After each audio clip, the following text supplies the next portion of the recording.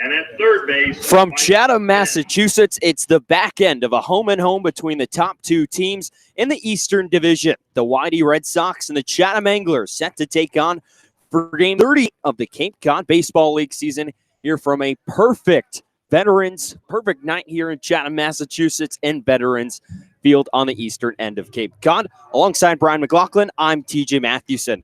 Brian, this has been a struggle all season for the Red Sox against these Chatham Anglers. They haven't been able to score against Chatham. Chatham leads the season series 4-0-1. We saw more of that last night, a 5-0 dominant Anglers victory at Red Wilson Field, where the offense again was dead silent. It's been the same story all season long between these two teams, and that's why I think when we read the lineup, it's going to be a little bit surprising. Scott Pickler looking for some extra energy with the mix-up to the lineup again this evening. And TJ, I just think that when you look at this Chatham staff, they have all the confidence in the world right now in themselves, especially against YD, and they were spectacular again last night, holding YD to almost literally nothing. And they're going to have to solve those problems against a guy they have had a ton of problems with this season, the Texas product, Colby Kubicek. This season, a 2-2 record in ERA, just a hair over 1.08 ERA on the season in 25 innings. This will be his 7th appearance and 6th start for the Anglers. He was an all-star reserve and almost didn't initially make the all-star team, was selected as an injury reserve for the Eastern Division, where he threw a scoreless inning for Chatham. And, it's been tough go at it for this Red Sox offense against him. 9 innings, a 1 run, 0 earned runs, and just 2 hits. He struck out 8 and walked 2 against this Whitey lineup. And you'd think with this new look lineup that we'll touch on here at the start right now. So Austin Wells is leading off tonight, the first time we've seen him up at that leadoff spot all season. An interesting lineup here from Scott Pickler with Austin Wells at the top. Some I'd say a little bit of confusion there pregame about who's playing where. A couple guys banged up. And, Austin Wells was taking ground balls on the infield pregame, ended up now starting in left field tonight. But an interesting move nonetheless for Austin Wells. A lot of options for Pickler in this lineup right now. Wyatt Young getting the day off. He's been a little bit banged up. So Pick trying to get him healthy for the stretch run and playoffs. And that kind of throws a wrench into the normal lineup construction that Pick has had all season long. And I think he knows this offense needs a spark. That's why Wells is in the leadoff spot. Riley King in the 2-hole and Beasley batting third today. That's going to be an interesting mix at the top of this order. It's just really, I think, there to be a spark. Whitey needs something to get their confidence going against Chatham, and why not get your best bat, the most at-bats possible with Wells in the leadoff hole. We'll see if that strategy pays off. It'll be the Red Sox and the Anglers coming up next. We'll step aside for the national anthem. When we come back, we'll have first pitch, starting lineups, and more here on the Cape Cod Baseball League Network.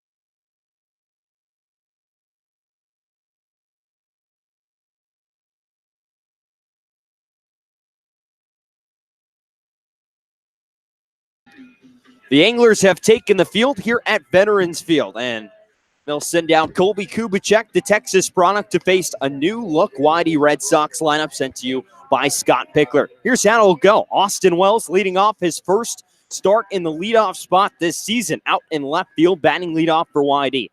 Third baseman Riley King bats second, up in the lineup again for King, and the center fielder Brad Beasley will bat third. Jack Thomas Wold is over at first, batting cleanup. The second baseman is Tate Samuelson, batting fifth. The Carson Taylor, the catcher, will bat sixth. Ron Washington Jr., the designated hitter, will bat seventh. R.J. Yeager is at short tonight in place of Wyatt Young. He'll bat eighth, and rounding out the nine will be the UC Irvine product, Jake Palmer. Their starting nine for YD: Wells, King, Beasley, Wold, Samuelson, Taylor, Washington, Yeager, and Palmer. To face a guy this season who's been pretty much spotless for the Chatham Anglers, one of the pitchers nominated to the Eastern Division All-Star team, it's Colby Kubicek, the freshman out of Texas. This season with Chatham, a 2-2 record, and ERA just over 1.08 on the season. This will be his 7th game and his 6th start on the summer. In 25 innings, he struck out 29 and walked 8. He has just been nasty this season. Austin Wells, the Arizona Wildcat, set to lead it off. He digs in from the left-handed batter's box, hitting .320 on the season. Kubicek, a 4-pitch guy. Fastball, curveball, slider, and changeup. Right-hander out of Texas, stands 6 foot, 170 pounds. Winds, first pitch. Swing and a miss from Wells. Cuts through a fastball there on the outside corner, and we're underway here from Veterans Field. First pitch at 7:01 p.m. Eastern Time. Kubicek out of the windup and the 0-1. Swing and a miss again by Wells, and the Arizona Wildcats behind 0-2. So here's the defense that will go out for Tom Holliday. It's Cooper Davis in left, Caden Polkovich in center, and Jamal O'Gwin in right. Along the infield, it's Anthony Villar, Ben Ramirez, Tyler Dones, and Alex Terrell. Kubicek gets his sign from Brady Smith behind the plate. 0-2. Breaking ball, looked like the curveball there. Bounces in the dirt and chested up by Smith. Wells keeps the bat on his left shoulder, and the count will go to 1-2 strikes. The Anglers have won their last 2 ball games. They own a 4-point advantage over YD in the Eastern Division standings. 1-2 to Wells. Swing and a pop-up, foul territory, and drifts out of play third base side. And the count will stay at 1-2 on Wells. The Red Sox have not beaten the Anglers yet this season. 4-0-1 are the Anglers against YD this summer. Chatham has just had the Red Sox number. Kubicek winds and fires the 1-2. It's fouled off along the third base side. Kubicek, quick pitch, Austin Wells there. Normally out of the windup, he'll bring his leg all the way up in a traditional windup, but then just decides to wind up and then go with the slide step to catch Wells off balance. 1-2. Swing and a dropped third strike by Smith. He'll put the tag on Austin Wells, and Wells strikes out to start this ball game. So more of the same, the start for the Red Sox against a Chatham pitcher. It's a strikeout for Kubicek, his first on the evening, and there's one down for Riley King. I like the aggressiveness from Wells, though. He was swinging early in the at-bat, going after pitches, and I'd rather have Wells get all 3 swings in there rather than taking strike 3, which he's done probably a little too often this season. It's really his only downside. Here's the Georgia Bulldog, Riley King, swinging at a first pitch, grounding it up the middle, kicks off the heel of the glove, Ben Ramirez, and will tuck down right onto the outfield grass, and Riley King has a base hit. So a perfectly placed, not too hard hit ground ball, but finds some space up the middle, and Riley King on the first pitch is on first base, and there's one on, one down for YD, and Brad Beasley, who bats third tonight, will step in, riding a 5-game hit streak. Beasley's been hitting .333 over his last 10 ball games, and that hot streak has kept him moving up further and further in the lineup. Usually entrenched in the 2 spot, in the 3 spot here today. King goes on the first pitch. Beasley swings, grounds one past the dive of Anthony Villar at third and down the left field line. Rounding second is King. He'll trot into third. The throw goes into second base. Beasley with a headlong dive into second, and he's safe. So a 1-out double and back-to-back base hits from YD as the Red Sox here in 3 batters into the first inning have doubled the hit total that Colby Kubicek had allowed against the Red Sox this season. Let me put some background on this. I mentioned it in the pregame, but prior to tonight, there had been 2 appearances for Kubicek against Whitey as Jack Thomas Wold stands in, first baseman out of UNLV. I'll continue after this pitch. Kubicek sets, first pitch to Wold, breaking ball misses down and in the dirt, and it's 1-0. Prior to tonight, Kubicek had appeared twice against Whitey. 9 innings, just 2 hits, and no earned runs. But here 3 batters into the first inning in his 3rd appearance against Whitey. He served up 2 base knocks. Red Sox threatening for that first earned run against it. 1-0. Breaking ball down and inside, gets past Smith. King will trot home from third, and he scores. 1-0 Whitey. Riley King scores on a wild pitch right between the wickets of Brady Smith. And there's that all-important first run. Switched up lineup, and it pays off here early in the first inning as the Red Sox get on the board first. It's hard to shut down a lineup for as long as you did that Colby Kubicek did for this YD team. Felt like a matter of time before they got something going. Who knows what else they'll be able to get out of both this inning and the game, but you have to feel at least confident about the start. A couple of hits in the first inning and a run. Line from Kubicek in the 2-0. Fastball stays high, and it's now 3-0 on Wold. But Kubicek has been one of, if not the best starter on the Cape this summer. 3-0. Fastball called a strike on the outside corner. It's 3-1. And that ERA at 1 in 25 innings, tricky to do against this competition up here on the Cape. 3-1. Swinging a chopper foul, third base side, just off the end of the bat of Wold. So the count goes from 3-0 to 3-2 here on Jack Thomas Wold. Brad Beasley now over on at third base. He advanced on that wild pitch as well. Kubicek peers in at Brady Smith, gets his sign. The Texas righty fires home the 3-2, swing and a miss, strike 3. That slider diving down and in the dirt towards the back foot of Jack Thomas Wold in the lefty batter's box. He strikes out swinging, the second out here in the first inning and the second strikeout for Colby Kubicek.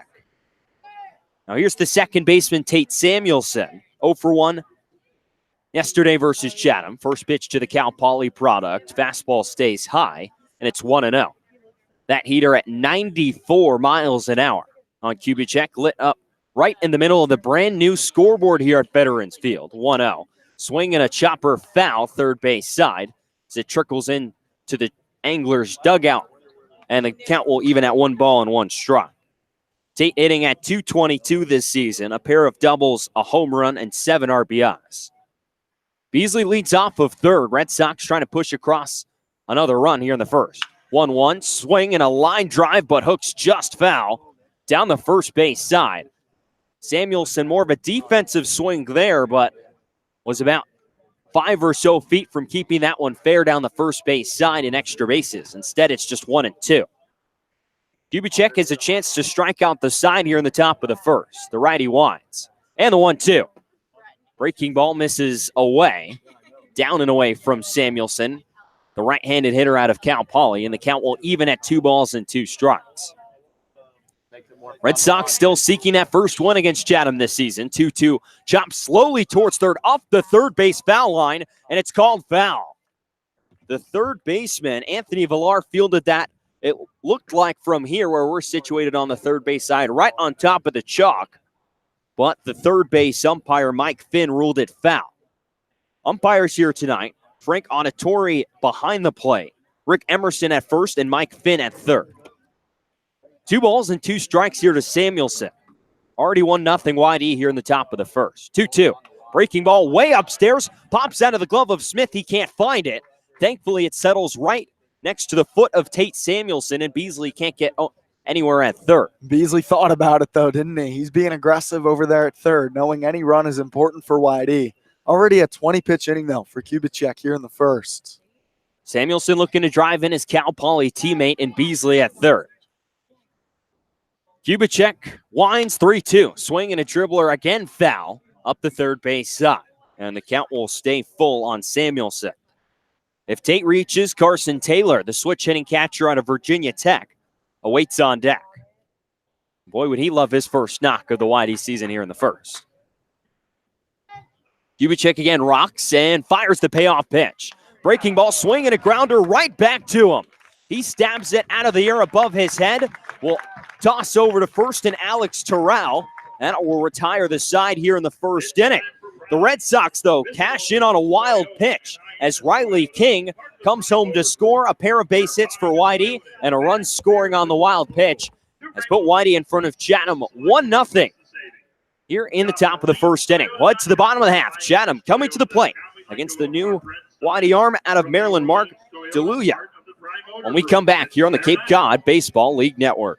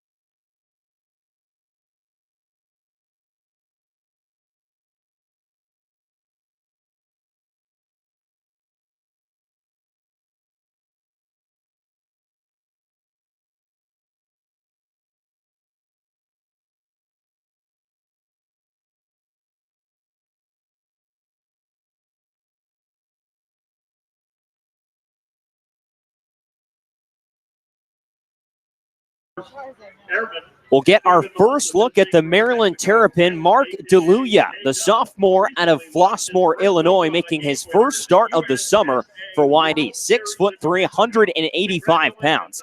Features the fastball, changeup, and slider out on the mound.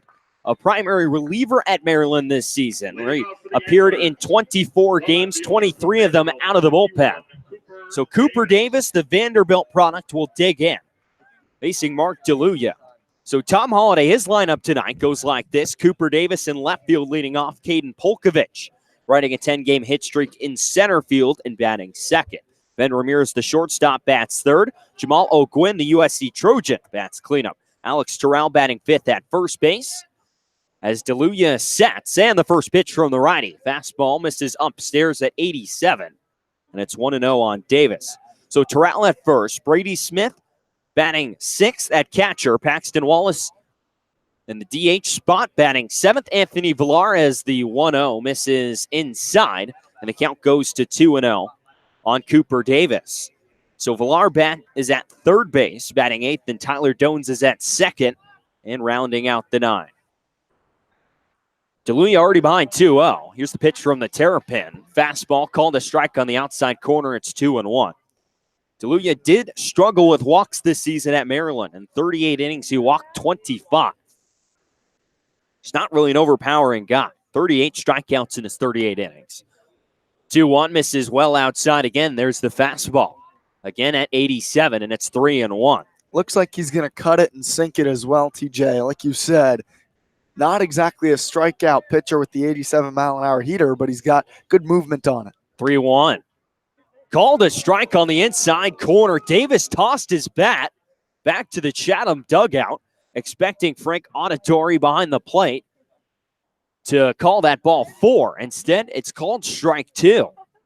It's maybe a little bit of that late cut right there. It fooled Davis. The count will now be full 3 balls and 2 strikes. DeLuya sets 3-2. Swinging a foul right back above the track man. Behind home plate. I think it went just above it. Count will stay full here on Cooper Davis, 3-2. That's the closest I've seen anyone come to hitting one of those. I wonder what the read on that foul ball would be from the Ugh. TrackMan system. Right at me. 3 balls and 2 strikes to Davis. DeLuya sets the pitch. Breaking ball misses in the dirt. Leadoff walk for Cooper Davis. More the same for this Chatham offense. Not an overpowering offense, but they know how to take their pitches. First in the Cape League in walks with 160. The second place team, YD, is at 138. So there's the 161st walk of the summer for the Chatham Anglers. And that'll bring up Caden Polkovich, the Oklahoma State product. Will attend Oklahoma State in the spring. First pitch, down and inside, and catches a piece of Polkovich. First pitch from DeLuya. Breaking ball misses down and in the dirt and catches a piece of his foot. Hit the back foot ankle area of Polkovich. He just kind of got frozen. That pitch, you talk about a back foot off speed pitch. Normally a really good one to throw down and inside to a lefty, but that pitch quite literally at the back foot. And now Chatham looking to respond early to YD's first inning run.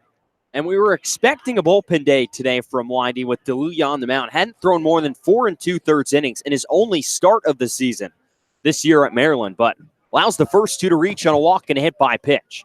First pitch to Ben Ramirez, the USC Trojan. Breaking ball misses down and in the dirt. That looked like the changeup there from DeLuya, and it's 1-0. And we'll see how long the leash is on DeLuya early. Already somebody jogging down towards the YD bullpen.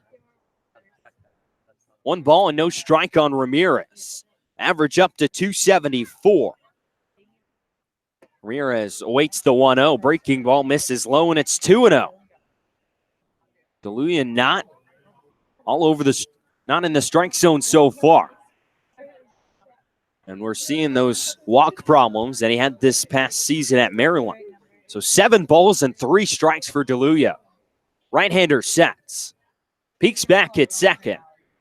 And the 2-0. Fastball misses inside, and it's 3-0.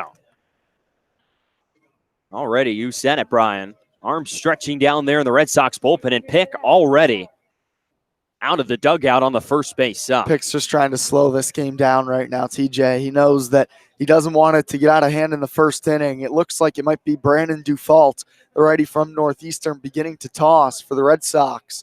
Not the start DeLuya want to be in the strike zone in the first inning. This Chatham offense, while they are a good offense, nothing spectacular, and there's not a ton of gigantic bats here. Ramirez, a 274 average, and O'Gwin, 286. Those are the 2 bats that can hurt you along with Polkovich. But really, you got to attack this Chatham lineup, I think, in order to beat it. That's the way you're going to get outs, by putting the ball in play. They beat you by drawing walks. Exactly. I was about to say the best thing about this Chatham offense is when they're not swinging at the pitch. So here's Ramirez. Sticks back in. Counts 3-0 on him. Cooper Davis leads off second. Caden Polkovich off of first. Anglers looking to tie this ball game up at 1 here in the bottom of the first. DeLuya sets 3-0. Fastball called a strike. Dialed it back a mile an hour to 86. I'd be willing to bet what Pick said. I don't care if they hit it, just throw a fastball down the middle. I bet that was the extent of the visit. He did it. He threw it right down the middle, and no swing from Ramirez. DeLuya will set again, and the 3-1. Fastball misses high, ball 4. Rough start of the night for Mark DeLuya. A walk, a hit by pitch, and then another walk. 3 free passes, load the bases with no one out, and Jamal O'Gwin will step to the plate.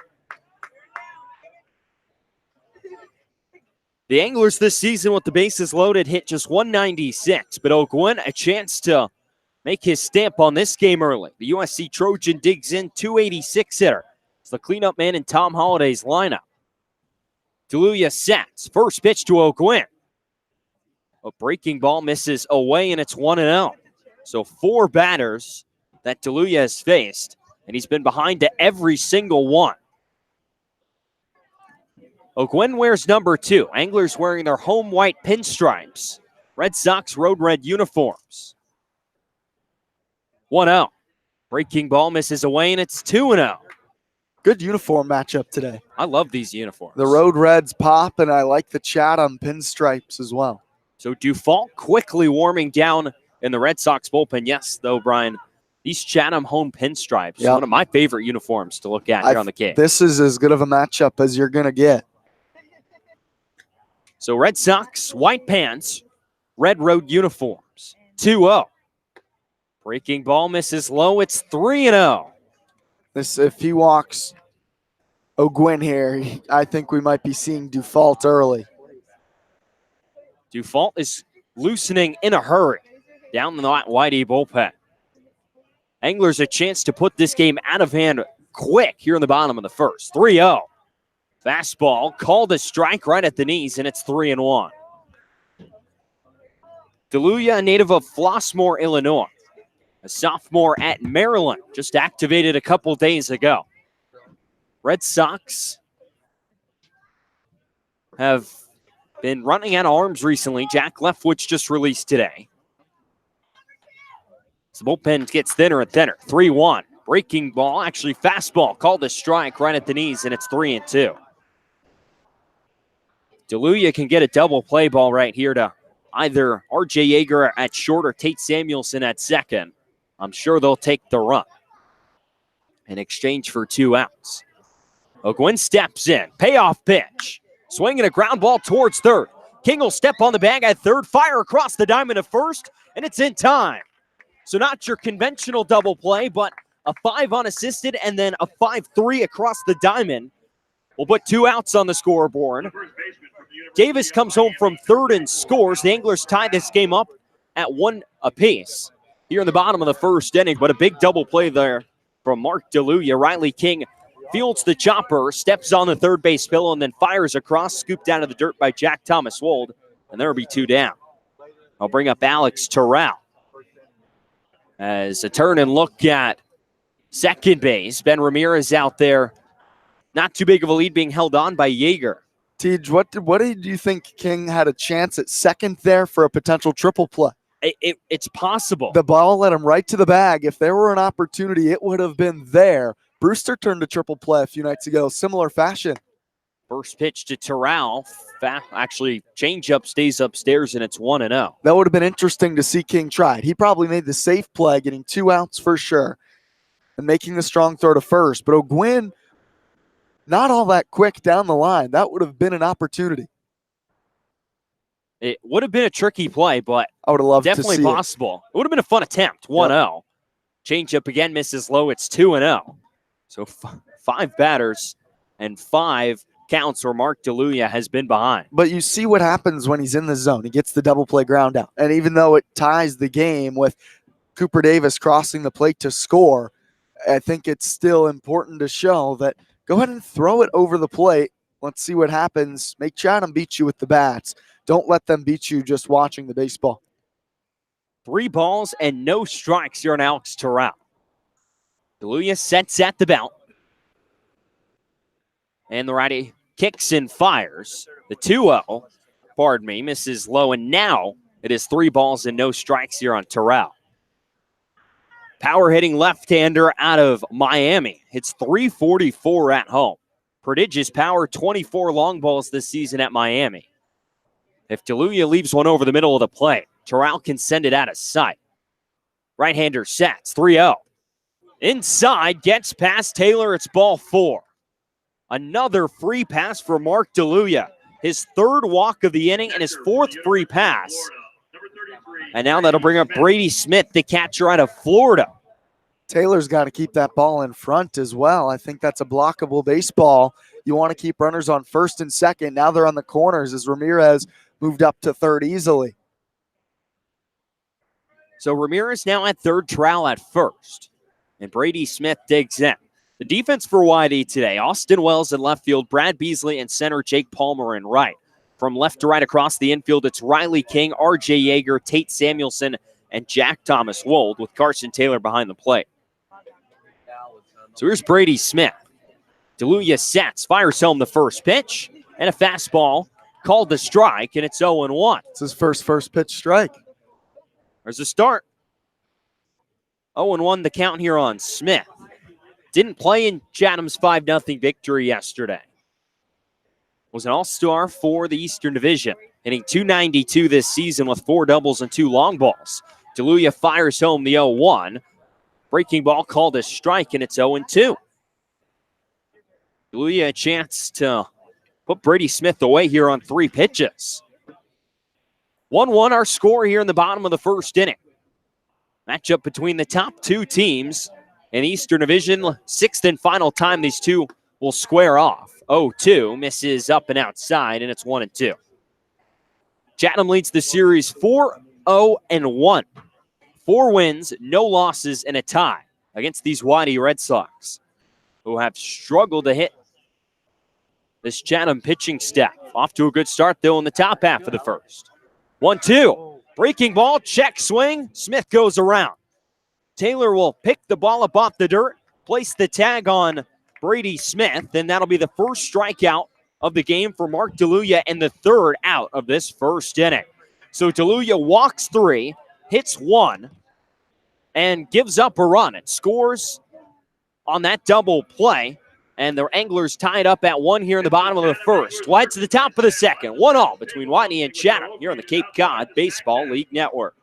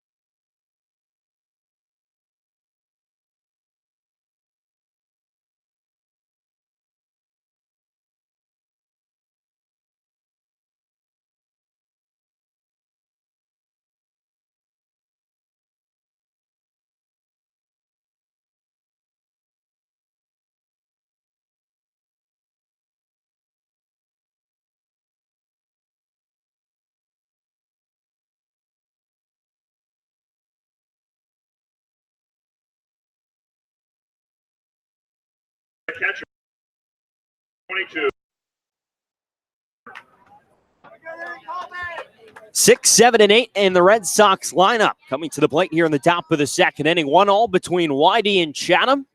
The 6th and final time these two will square off this summer. It's Carson Taylor, Ron Washington, and R.J. Yeager coming to the plate. Taylor swinging at the first pitch, chops it foul up the first base side. And it's 0-1. The switch hitting catcher out of Virginia Tech is 0 for 10 to start this Cape League season with 2 strikeouts and 1 walk. A good hitter this season at Virginia Tech. See, switch hitter bats left-handed, native of Duluth, Georgia. The wind in the 0-1 from Kubicek, swinging a grounder right at the second baseman, Tyler Dones. He scoops it up off the dirt and will whip a toss over to first. That's in time to get Taylor for out number 1. So 4-3 in your scorebook to start this second inning. And Ron Washington Jr. will step to the plate. The Pitt product has a hit and 5 at-bats here this summer with Whitey, with 3 strikeouts across 1 walk. Getting the start here today in the designated hitter spot. And a different lineup for Whitey. Pitt trying to change it up. Try and jumpstart this offense against this Chatham pitching staff. First pitch to Washington. Fastball. Misses inside. And it's 1-0. Washington hits the ball maybe as hard as anybody I've seen when he connects with it on the barrel. 1-0. Fastball. There's called miss low. Looked like maybe a little bit inside, and it's 2-0. Not for a second. Frank Auditore behind the plate would lift that right hand and call a strike. Instead, no. 2-0. There's a strike, fastball down the middle, and it's 2-1. Kubicek, a decently hard thrower out there on the mound. Saw his fastball in the first inning go up to as high as 94. Right-hander winds in the 2-0. 2-1, pardon. Misses down and inside, and it's now 3 balls and a strike. Washington, the Houston, Texas native, was a third-team All-ACC player as a freshman. As a sophomore, was even better. No awards, though, for him as he chops one shortly up the third base line. Kubicek off the mound, fields the swinging bunt, whips a throw over to first, and it's in time to get Washington. Good play off the mound there from Kubicek. Goes to his right, off the mound, about a foot away from the third base foul line, about halfway up. Picks the ball up off the grass and throws over to first in time to get Washington for the second out. It's a really nice play. Kubicek showing some athleticism there for out number 2. So R.J. Yeager, the shortstop out of Mercer, digs in. 0-1, first pitch swinging, lines one right to his counterpart at short, and Ben Ramirez makes the catch waist high, and that'll be the third out of the inning. A quick 1, 2, 3 third inning for Colby Kubicek. Bounces back from the first inning where he allowed the only Whitey run of this ball game so far with 2 ground outs and a line out to short. What's the bottom of the second inning here from Veterans Field? It's 1-1 between the Red Sox and the Anglers here on the Cape Cod Baseball League Network.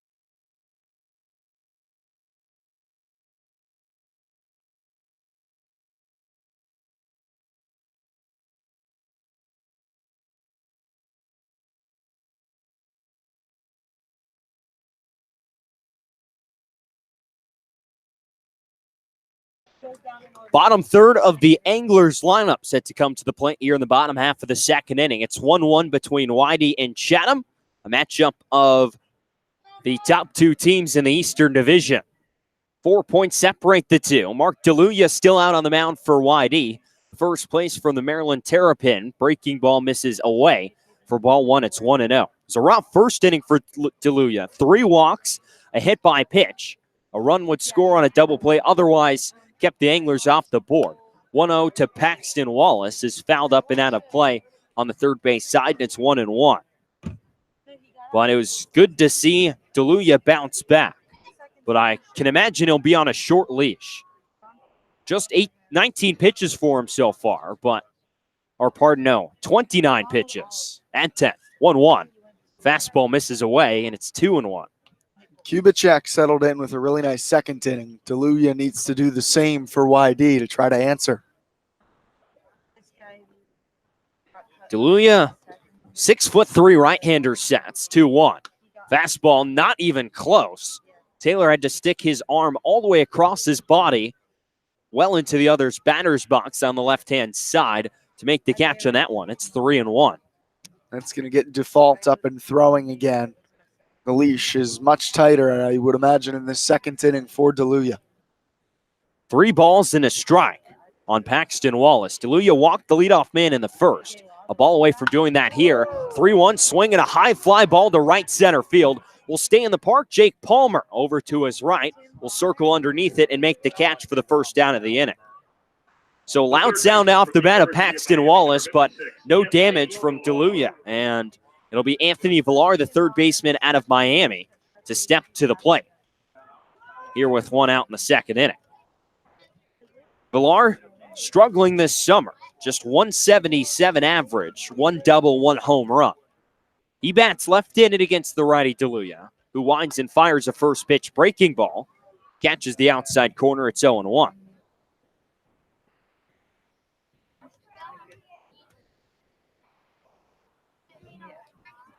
DeLuya peers in at Carson Taylor, gets his sign, and the 1-0.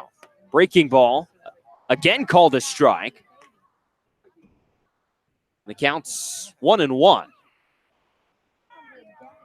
Missed that first pitch. Count 1 ball and 1 strike here on Anthony Villar, native of Miami, Florida. And the 1-1. Swing, and actually it will be called strike 3. Scoreboard had it wrong.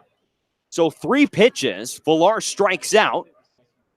Second strikeout of the game for Mark DeLuya. Saw the breaking ball there. And a foul tip back into the glove of Carson Taylor retires Anthony Villar. There's 2 down for Tyler Dones.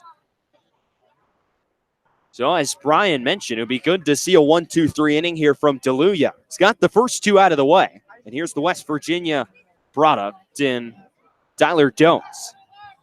First pitch from DeLuya. Fastball misses away.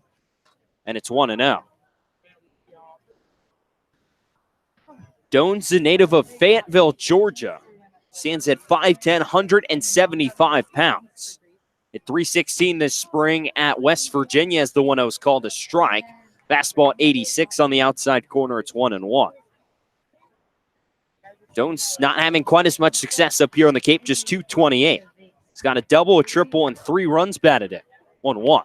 Fastball called a strike at the knees, and it's 1-2. So a strike away. Red Sox are from getting out of this inning. DeLuya, right-hander on the mound out of the stretch, peers in. Gets his sign from Carson Taylor. Kicks in the 1-2. Fastball misses just away. Taylor set up outside. DeLuya hit his spot right on the money. But Frank Auditori behind the plate said, no, that's ball 2. Deuce is wild, 2 balls, 2 strikes, 2 outs here in the bottom of the second inning. DeLuya fires home the 2-2, swinging a fly ball out to right field. Jake Palmer back a step, now in 3, and he'll make the catch for the 3rd out of the inning. 1-2-3 frame for Mark DeLuya. Chatham and YD trade 1-2-3 first, second innings here at Veterans Field. We'll head to the 3rd. It's 1-1 between YD and Chatham here on the Cape Cod Baseball League Network. Our 50-50.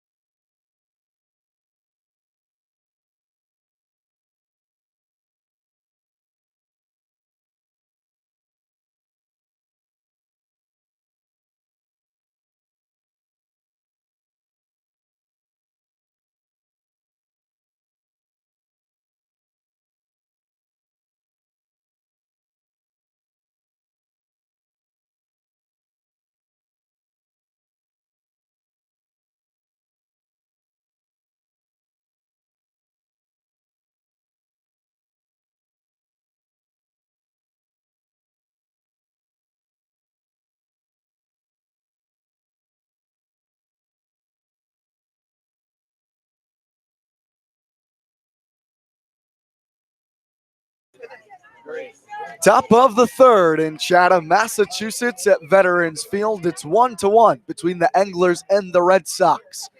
Top of the 3rd inning, YD has the 9-1-2, part of their order to the plate against Kubicek. First pitch misses outside to Jake Palmer, the lefty from UC Irvine, for ball 1.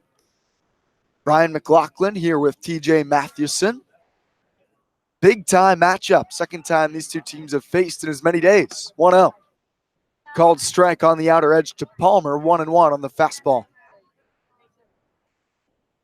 Colby Kubicek in his 3rd inning of work. He allowed 1 run in the 1st inning on a couple of hits from the new look top of the order for YD today.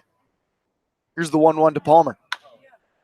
Bounced right back to the mound. Kubicek in off the hill, gloves and throws, and they retire Palmer for the 1st out of the 3rd.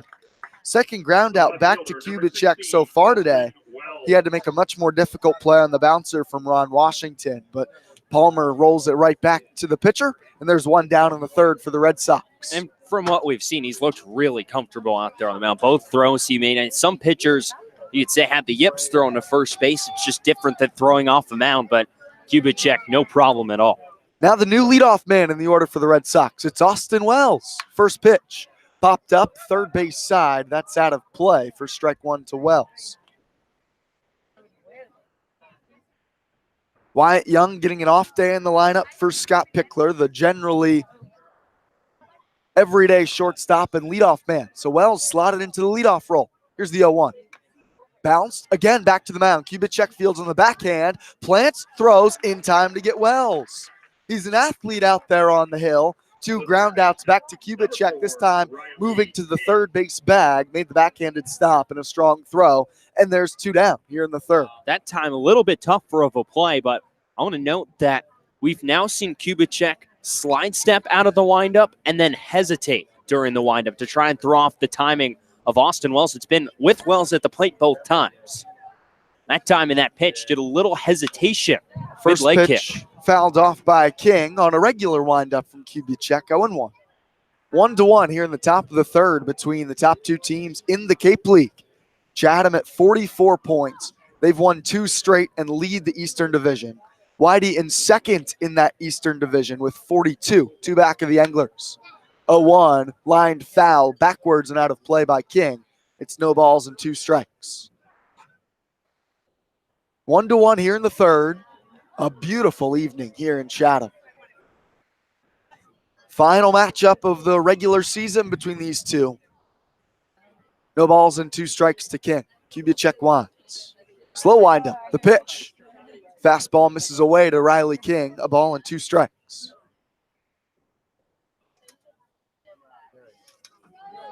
King singled and scored in the first for the Red Sox. A slow bouncer up the middle. Here's the 1-2. Fouled back again by King. King hitting .304 with his single in the first. That bumps up to .311.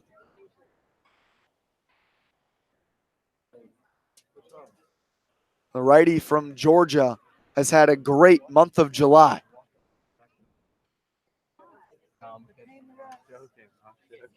A ball and two strikes. Frank Auditore, the home plate umpire, went out to have a word with Colby Kubicek on the mound. I think that foul ball from King clipped a piece of Brady Smith, the battery mate of Kubicek, behind the plate.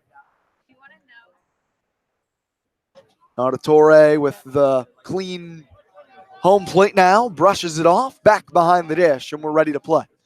1-1, top of the third, two down, bases are empty. A ball and two strikes. The pitch to King. Fastball skips in the dirt, two balls and two strikes. Whitey scored in the first on a Riley King single, and then a Brad Beasley double put runners on second and third before then a wild pitch from Kubicek allowed King to come home. Here's the 2-2. Breaking ball just misses above the letters, and the count is full. Slow breaking ball, 78 miles an hour from Kubicek, stayed just up. King has recently been down in the sixth hole of the lineup, up to the two spot today. 3-2. Misses low in the dirt. It's a two-out walk for Riley King. First walk of the day from Kubicek, and Riley King's aboard with two down. Well, that's good to see from Riley. He's only walked entering today 3 times on the summer, so good to see him work the count back from behind to working himself on base with the free pass. He's now reached base twice and has scored the only run, so that debut in the 2 spot looking pretty good. Now Brad Beasley has had a good start in the 3 spot so far today. He went 1 for 4 yesterday, already a double today. He was stranded on third in the first. First pitch, fastball, strike one, belt tie in there to Beasley. Beasley, the center fielder for the Red Sox, has been the hottest hitter on the team. Check on King at first. He's back with the head first dive before the swipe tag of Terrell. Over the last 7 days, Brad Beasley has been on some type of hitting streak. .348 average. 0-1. Fastball misses below the knees, a ball and a strike. Over the last 7, that 348 average for Brad, 2 doubles and a home run. Really squaring it up. King leads from first, 1-1, top of the 3rd inning. A ball and a strike. The pitch, wave and a miss from Beasley. Now a ball and 2 strikes on the off speed from Kubicek. And there's the breaking ball that's just been so lethal for Kubicek, a reason why he's been so dominant this summer. When you have control over 4 different types of pitches, like we've seen he's had, it's hard to hit. From the stretch, the 1-2. Skips in the dirt. King takes off. He's going to make it to second. Great read by Riley King. The breaking ball bounced in front of home plate, chested down by Brady Smith. It didn't bounce far away, but King read it to perfection and moves into scoring position with 2 down. Great base running by Riley King. 2 balls, 2 strikes now to Beasley. Here's the pitch. Fastball, called strike 3. Paints the outer edge to the righty Beasley, and Whitey strands King at second. Scoreless 3rd for the Red Sox, 1-1. Home half of the 3rd inning coming up next here on the Cape Cod Baseball League Network.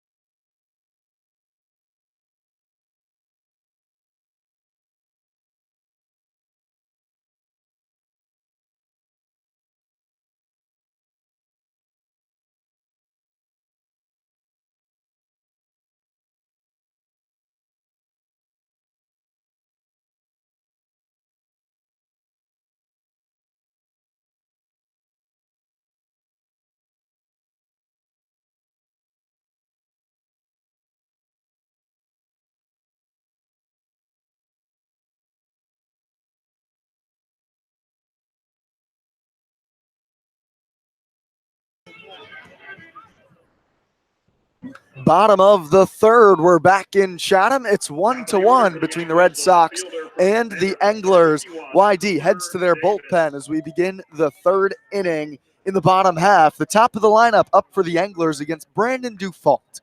Out of the bullpen for the Red Sox. Dufault making his 9th appearance, 7th out of the bullpen for the Red Sox. The righty from Northeastern. First pitch, fastball, a called strike to Davis for strike 1. Davis walked and scored to lead off the Anglers' 1st inning. The only run to cross against Mark DeLuya, the starter tonight for YD. 0-1. Off speed, called strike 2 on the outer edge. DeLuya's final line in his debut tonight for the Red Sox. 2 innings pitch, no hits, 1 run it was earned, 3 walks, that really hurt him, and 2 strikeouts. 0-2. Swing and a miss. Dufault gets Davis swinging for the first out here in the 3rd. Strong start from Brandon Dufault. Only takes 3 pitches to sit down Cooper Davis. 1 down now for Caden Polkovich, who got plunked with a pitch in the 1st inning from Mark DeLuya. Polkovich carrying a 10-game hitting streak into this one. Switch hitter from the left side. First pitch skips low in the dirt for ball 1. Polkovich went 1 for 4 and scored a run yesterday in the Anglers' victory 5-0 over YD. That win put the Anglers up by 2 points in the Eastern Division. Dufault from the stretch, the 1-0. Lined back up the middle, a base hit just over the head and the glove of Dufault. Polkovich, a screaming single back through the middle. Beasley gets it back to the infield, and that is going to cause a stir in the crowd. Just missed Dufault. And there's a base runner with one down for the Anglers on their first hit today here in the third. 1-1. Chatham and YD, bottom of the third inning. Ben Ramirez, a shortstop from USC, will now come to the plate with one down. First pitch from Dufault. Swinging a bounce foul from Ramirez. Trickles towards the Red Sox dugout. It's 0-1.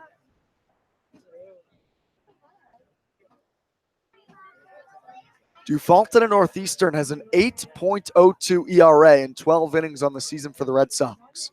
His longest appearance was 2 2/3 against Hyannis on July 4th. The 0-1 to Ramirez. Fastball misses low and inside, a ball and a strike. Chatham has 4 wins, 1 tie against these Red Sox on the season. The Anglers have dominated YD. Something YD desperately wants to fix, at least scratch across 1 win before the potential playoff push. 1-1, runner takes off, pulls on the ground to the right side, right at the second baseman Samuelson, gobbles it up, soft throw to first. They get Ramirez. Polkovich moves up to second base as he was running on the pitch. No play for Samuelson there. 2 down and a runner in scoring position for the Anglers after the ground out for Ramirez. Jamal O'Gwin to the plate in the cleanup hole for the Anglers tonight. O'Gwin hit an RBI ground out in the first inning. That pushed across the lone Anglers run. It's 1-1 here in the bottom of the third. First pitch to O'Gwin. Swing and a miss. A heavy cut from O'Gwin. 0-1. O'Gwin rolled a ground ball softly to Riley King at third base. King would step on the third base bag and fire across the diamond to turn a clean double play for the first 2 outs of the inning. That came with the bases loaded, so a run did score. 0-1. Fouled off out of play by O'Gwin, and it's 0-2 from Dufault. It was a long first inning from Mark DeLuya on the mound, almost throwing 30 pitches in the first frame. He only lasted 2 innings. YD was expecting to go to the bullpen early today. I'm not sure if they were expecting as early as the third, but Pick told me pregame that it would be a bullpen day. 0-2, 2 outs here to O'Gwin. The pitch from Dufault. Swing, a foul tip, in and out of the glove of Taylor. The Virginia Tech Hokie can't quite squeeze the leather around the baseball, almost getting Dufault out of the third inning. Polkovich on second base. He has the lone hit of the day for the Anglers, a single earlier in this inning. Dufault steps off the rubber. He wants a new sign.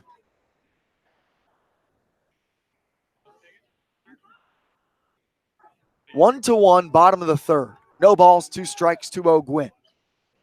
He has 19 RBIs on the season. Dufault looks to second, now to the plate. Fouled off by O'Gwin and out of play. We'll do another 0-2. At times this summer, walks have plagued Brandon Dufault. He has 11 walks in just over 12 innings. First inning of work for him out of the pen today. The lanky righty, 6'5", 195 pounds on the mound. The 0-2 to O'Gwin. Fastball misses just down and away, a ball and 2 strikes. O'Gwin, 6'4", 220 pounds in the righty batter's box. He was the designated hitter yesterday for the Anglers. He went 0 for 2 and scored a run. Dufault sets right at the chest. Here's the 1-2. Fouled off again by O'Gwin. Quite the battle unfolding here between Dufault and O'Gwin.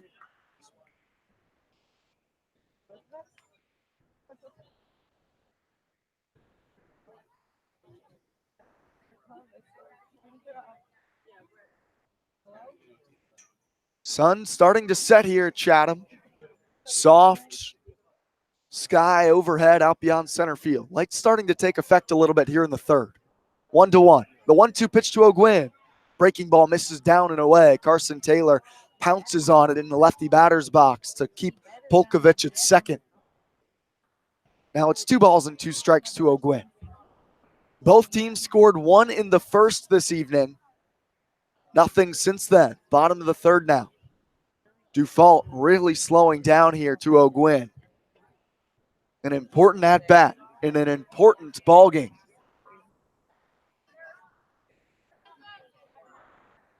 Here's the 2-2. Misses low, and it squeaks past Taylor. Polkovich is going to move up. Polkovich to third base. It just scooted past Carson Taylor about 10 feet, but plenty of distance for Polkovich to move to third base.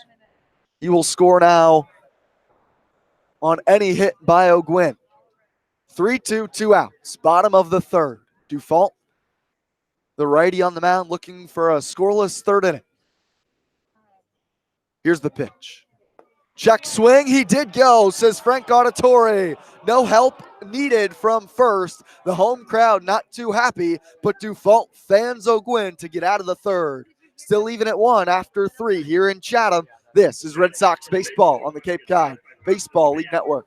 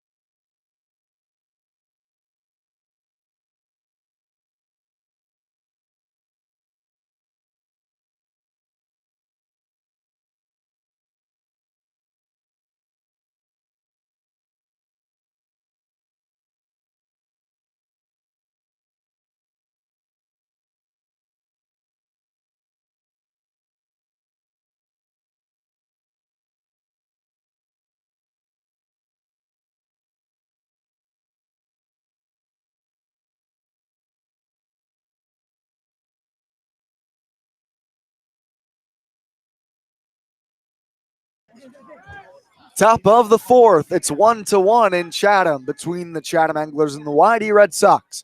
First pitch of the fourth, bounced foul by Jack Thomas Wold. First strike 1 from Colby Kubicek out on the mound. Kubicek has only allowed a couple of hits through 3 innings out there on the hill. 1 run apiece for YD and Chatham. Both teams scored in the first. 0-1. Misses away to the lefty Wolds. It's a ball and a strike. YD has left a couple of men in scoring position, as have the Anglers. Here's the 1-1 to Wolds. Swing and a miss over the top of an off speed. It's a ball and 2 strikes. Wolds from UNLV, the Las Vegas area product. Here's the 1-2. Pulled foul on the ground. Another 1-2 coming up. Wolds hitting .237, but the power has started to come around for the big lefty. 3 home runs on the season, 6 doubles. 1-2. Fouled off again by Wolds, just barely getting a piece. He signals to the dugout he wants some more pine tar. Now, Wolds, on the handle of his bat, has one of the most fascinating concoctions I've ever heard a player using to try to get some grip. Wolds goes no batting gloves, but he uses a layer of tape, a little bit of glue, some dirt, rosin, and pine tar, all mixed together on top of the tape on his wooden bat, all just to keep a grip of the lumber. The rosin really gets me. That's one I hadn't heard before using to hold the grip. 1-2. Line drive, back through the middle. The concoction works this time. Wold singles to lead off the fourth for the Red Sox. Sharply hit outside the glove of Kubicek. Splits the middle infielders of Dones and Ramirez. Nobody down. Wold on first for Tate Samuelson.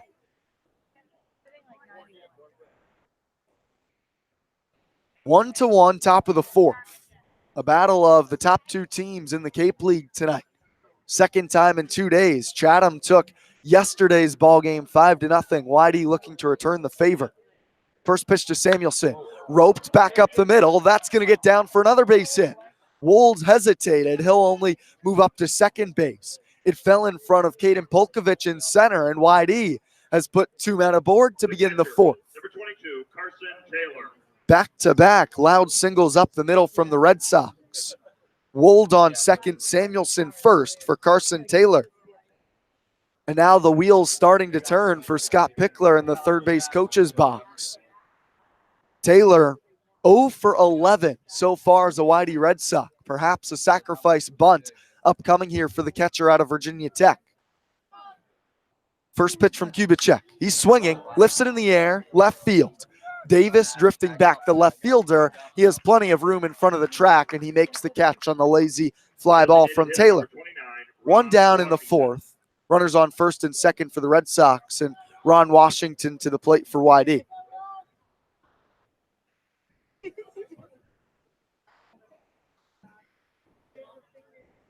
Top of the fourth, 1-1. Washington grounded out back to Kubicek on a slow roller in his only at-bat today. Has runners on first and second here with one down. Kubicek from the stretch. First pitch. Skips in the dirt, blocked by Smith. Keeps it right in front of him. 1-0.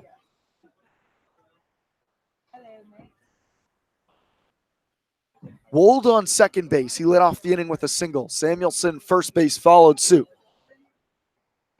Righty-righty matchup here. Kubicek, the 1-0. Fouled back by Washington. Just got a piece of it. Sends it back to the mesh net behind home plate here in Chatham.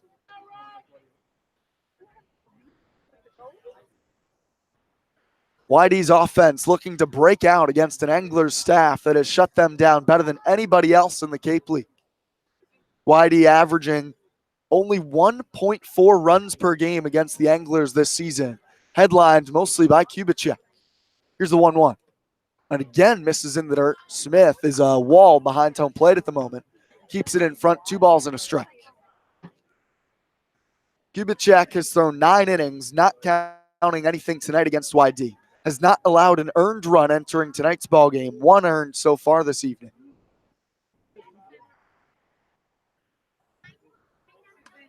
Two-one. Fisted foul back by Washington, and it's 2 balls and 2 strikes.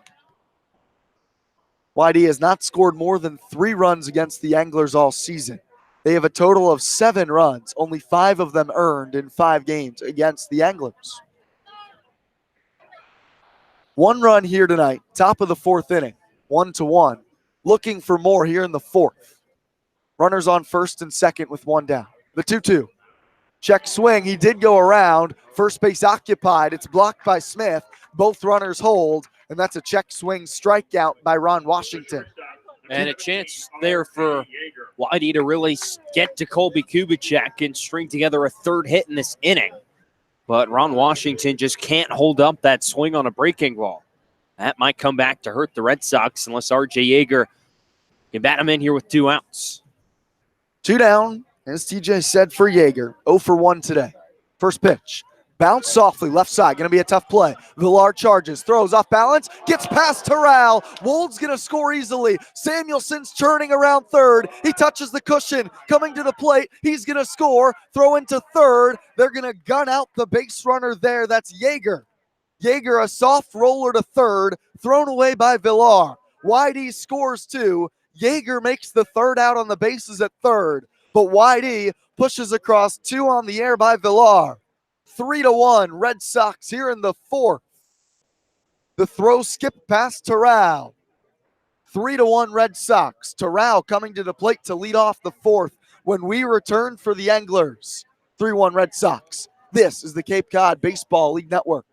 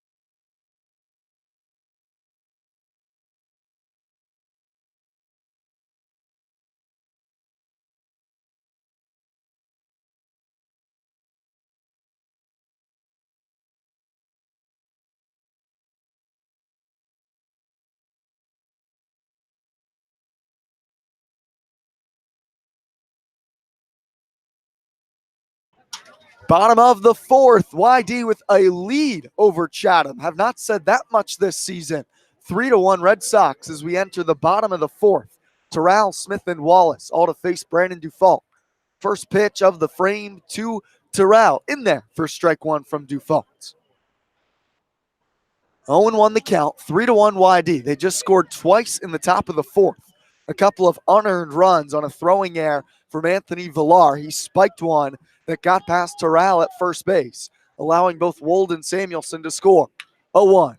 Ground ball right side. Whitey in the shift. Samuelson from the outfield grass. Sidearm sling to first. Gets the batter Terrell for the first out here in the fourth. Rolled over perfectly into the shift, and there's one down for Dufault here in the fourth. Dufault on in relief for the Red Sox for Mark DeLuya. The starter for YD went 2 innings without allowing a hit, but he walked 3, hit 1 man, and gave up 1 earned run. Dufault worked around a single by Caden Polkovich in the 3rd inning. It was his first inning of work. 1 down for Brady Smith. First pitch misses low and away to the right-handed hitting catcher out of Florida. Ball 1 to Smith. He struck out against DeLuya to end the first inning with runners on the corners for Chatham.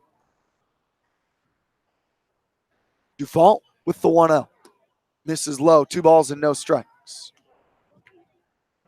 Big inning for Dufault here on the mound. YD could really use a shutdown frame after scraping across 2 runs in their half of the fourth. Dufault from the stretch, even with the bases clear. Here's the 2-0. Pulled foul on the ground up the third base side. 2 balls and a strike to Smith.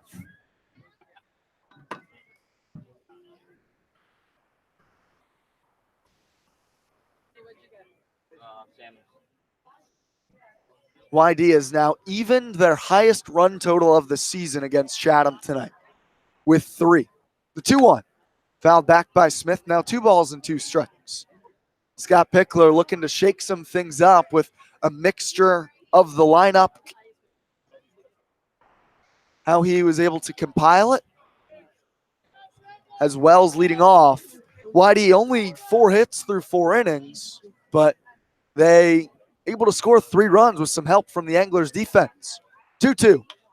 Popped up by Smith on the infield. First base side, Wold, the first baseman, wants it. Charging down the first baseline, and he makes the catch about halfway towards home plate for the second out here in the fourth. The designated hitter from Wichita State, number 13, Paxton Wallace. 2 quick outs from Dufault, and he'll face Paxton Wallace with 2 down in the 4th inning. 3-1, the Red Sox lead the Anglers here.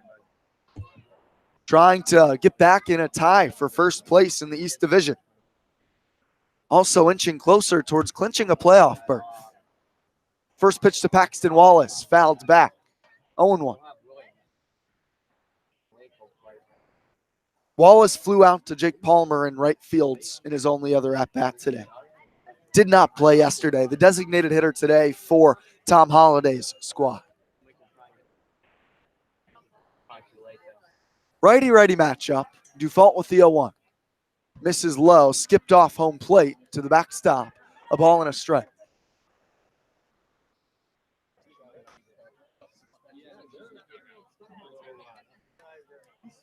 1-1. Wallace out of Wichita State is hitting .250 on the summer. The shocker. Here's the 1-1. Wave and a miss over a fastball at 90. Dufault pumped that one up a little bit. A ball and 2 strikes. Dufault normally sits upper 80s. Touched 90 right there. Here's the 1-2. Rolled up the third base line. Foul ball. Might have gotten a piece of Wallace's foot at the plate as well. A ball and 2 strikes to Wallace. 3-1, Whitey over Chatham here in the bottom of the 4th inning. Great crowd on hand. The fresh bleachers are packed just below us. Lawn chairs lining the outer berm up beyond right center. Standing room only crowd. The 2-2. Swing and a miss. Dufault gets a 1-2, 3/4. Strikes out Wallace to end it. 3-1 Red Sox through 4 here in Chatham. This is Red Sox baseball on the Cape Cod Baseball League Network.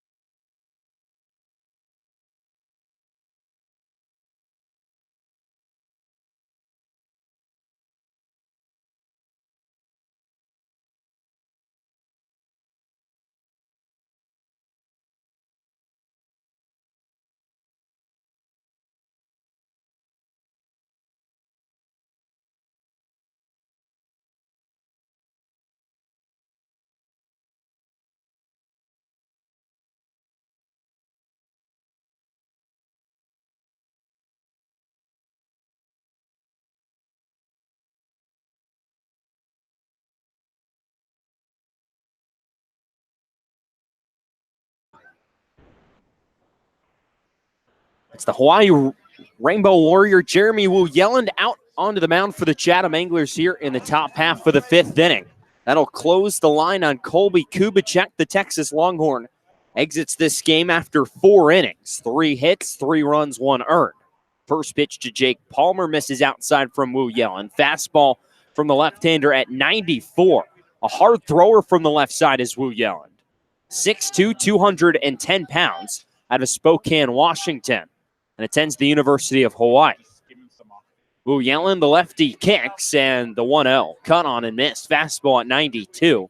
And it's 1 ball and 1 strike. We've seen the fastballs, 2 fastballs from Wu Yelland so far, 94 and 92, both from the left side.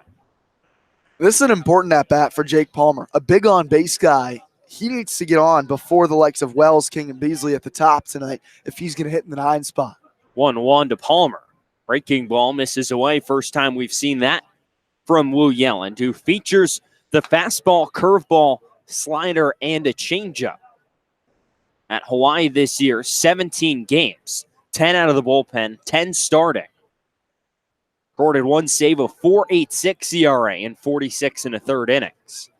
Lefty sets at the belt and a 2-1. Swinging a fly ball foul down the third base side. And the count evens at 2 balls and 2 strikes.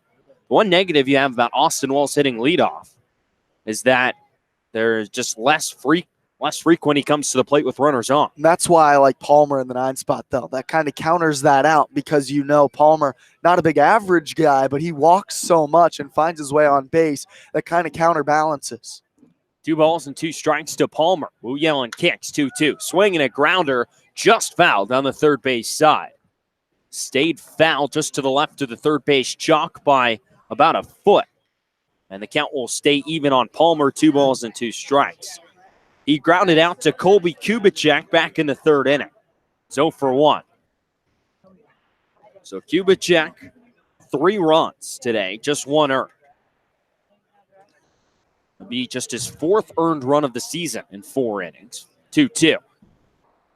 Fastball at 95. Fastest one we've seen today from Wu Yellen, misses low. And it's 3-2. This is what Palmer does. He's going to grind out at bats, and that's important when it's a new guy into the game.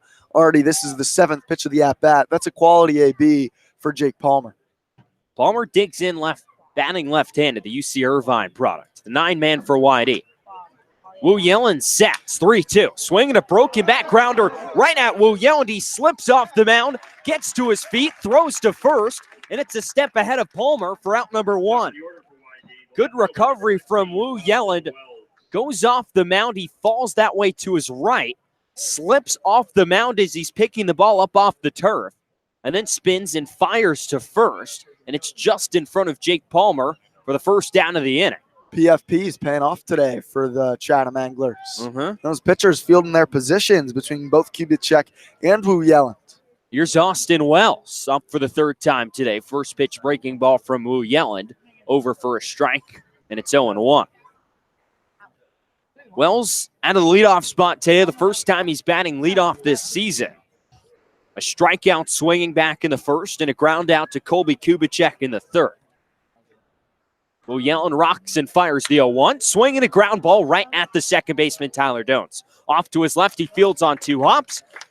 Sidearms a throw to first, and it's in time to get Wells for the 2nd out of the inning. Quick 2 up and 2 down for Jeremy Wu Yellen. The Hawaii product on the mound will now face Riley King. Georgia Bulldog has reached base both times, has scored a run back in the 1st inning on a wild pitch. So King will try and keep this 5th inning rolling for YD. Red Sox lead the Anglers 3-1 here in the top of the 5th inning. Wu Yellen kicks the right leg up. First pitch, fastball at 94, misses upstairs. And it's 1-0. This series has been dominated by the Anglers this season. 4-0-1. It's Chatham against YD. Wu Yellen winds the 1-0. Swing and a miss from Riley King, and it's 1-1. Love that cut from Riley King. Got a fastball that he thought he could do something with, and he reared back, trying to match up with the power from Wu Yellen. Nothing doing on the swing, but a good cut. As the 1-1 from Wu Yellen misses outside, and it's 2 balls and a strike on Riley King. To show just how dominant Chatham has been in this series. YD has led for just not entering today, of course. 9.5 of 45 total innings between these two. 2-1. Misses downstairs, and it's 3 balls and a strike here on Riley King. I'm sitting fastball again if I'm King, just like the first pitch that he saw for a strike, looking for something to drive. If he can get a barrel on one of these 95-mile-an-hour fastballs from Wu Yellen, it'll travel. Instead, watches the 3-1 miss high. It squeaks away from Brady Smith behind the plate, and King will jog down to first. He had 3 walks coming into today, and he has 2 already in this game. What's going on? Move Riley King to the 2-hole. All of a sudden, he's an on-base machine. Well, maybe that's the key. 1 runner on here with 2 outs in the top of the 5th. And Brad Beasley will step to the plate, 1 for 2. He doubled in the 1st inning and struck out looking in the 3rd. Wu Yellen to deep breath. Fires home the first pitch. Fastball, called a strike, and it's 0-1. Beasley lose his footing on that start to swing. Looked like he was slipping a bit on that first cut? That's a good question. We're 2 days removed from the famous Cape Cod tornado. Is it famous already? It might be. It's rare stuff. 1-0. Swinging a fly ball to right field. This backs up Jamal O'Gwynn a few steps. Now turns around, walks a few steps forward in front of the warning track, and settles underneath the baseball to make the catch for out number 3. Beasley gives it a fly out to right, but it's caught by Jamal O'Gwynn and went to the bottom of the 5th inning here from Chatham. It's 3-1 Red Sox here on the Cape Cod Baseball League Network.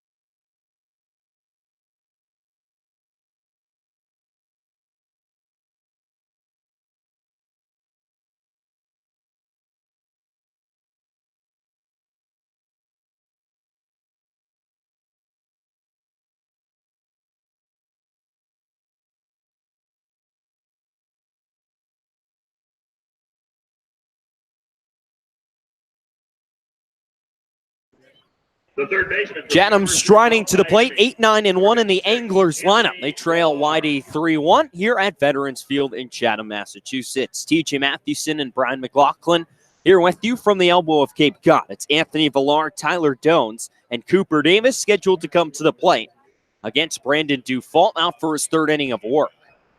The second arm on the mound for Whitey today in relief of Mark DeLuya. First pitch. Fastball from Dufault at 90, dot to the outside corner. It's 0-1. He's sitting 90-91 today, TJ. That's rare from Dufault. Normally he's an upper 80s guy, but got something extra today apparently. Might have been Wheaties this morning. 0-1. Misses down low, and it's now 1 ball and 1 strike. Well, he's well rested. He hasn't pitched since July 17th, so maybe that's part of it. He just can rear back for a little bit extra. With the lack of days off for Swanee team, it's rare to get so much time off. 1-1. Fastball misses well outside, and it's 2-1. On the left-handing hitting Villar is 0 for 1 with a strikeout swinging back in the second. So Dufault came in relief of Mark DeLuya in the 3rd inning and has faced 1 over the minimum since then. Gave up a base hit to Caden Polkovich, but besides that has retired every angler he's faced. 2-1. Cut on and missed by Villar, and it's 2-2. And for a guy, Dufault, that has really struggled this summer, especially with his control. Had a couple of good innings here at Veterans Field tonight. Northeastern product sets, and a 2-2. Swing and a miss, strike 3. Well, actually, it'll be a foul tip into the glove of Taylor, but he hangs on. Nonetheless, the 4th strikeout of the ball game for Brandon Dufault. 1 down for the Anglers here in the 5th inning. It'll be Tyler Dones to step to the plate now. Whitey has a couple arms stretching in their bullpen, but at this point, Dufault has only thrown 35 pitches. So the question is, he has that time off. How long can he go? Because he has been solid, giving Whitey some much-needed innings out here. First pitch to Dones, swinging a foul straight back. Dufault's a guy, his longest outing of the season, 2 2/3. He's at 2 1/3 right now. He's only worked longer than 2 innings that one time, so now twice. He entered today with an ERA just over 8, 8.02 in 8 appearances. 0-1. Misses away, and it's 1 ball and 1 strike. But for Scott Pickler today, expecting today to be a bullpen day, anytime you can get 3 or more innings out of a reliever, and in dominant fashion like Dufault has done, you'll take it. 1-1. Swing and a slow dribbler up the 3rd base line. In comes King. Charging Fields, throws to first in time. Nice play from Riley King at 3rd. Got a good hop around his belt. Made the field, picked the ball up off the grass, and then whipped a sidearm throw to first, and it's in time to get Dones And that will bring up Cooper Davis, the left fielder. He can make every play there at third. That's a really nice job by Riley King, showing some range charging, and then the strong throw on the money to first. He's impressed me these last couple weeks on defense. 2 up, 2 down for Dufault here in the bottom of the 5th. First pitch to Cooper Davis, the Vanderbilt product. Watches strike 1. Breaking ball from Dufault, and it's 0-1.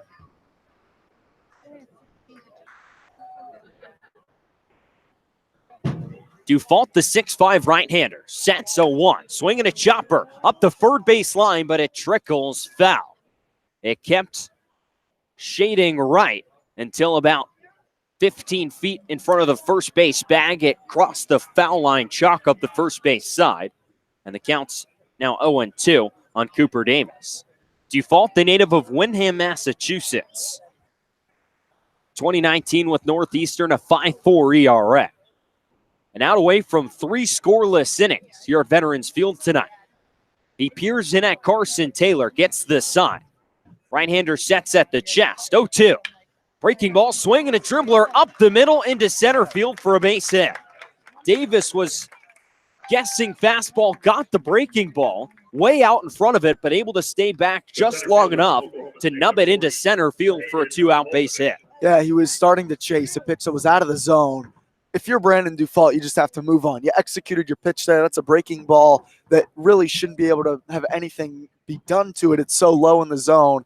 Davis just threw the barrel at the ball and was able to just get a piece of it and put it in the perfect spot up the middle. So here's Caden Polkovich. Last time up, extended his hitting streak to 11 games. He bats left-handed. First pitch from Dufault. Fastball, called a strike, and it's 0-1. Dufault, as Brian mentioned, entered today 11 walks and 12 1/3. But he has been a strike thrower here today. He's at 29 strikes, 11 balls. That's a good ratio. You like to see that. Dufault, a long pause down the mound, the 0-1. Polkovich swings, grounds one towards second base. Samuelson fields, underhands over to first to Jack Thomas Wold, and it's in time to set down Polkovich. Dufault weaves around the 2-out base hit from Cooper Davis and keeps the Anglers off the scoreboard here in the bottom of the 5th inning. What to the 6th? That's 3-1 Red Sox here on the Cape Cod Baseball League Network.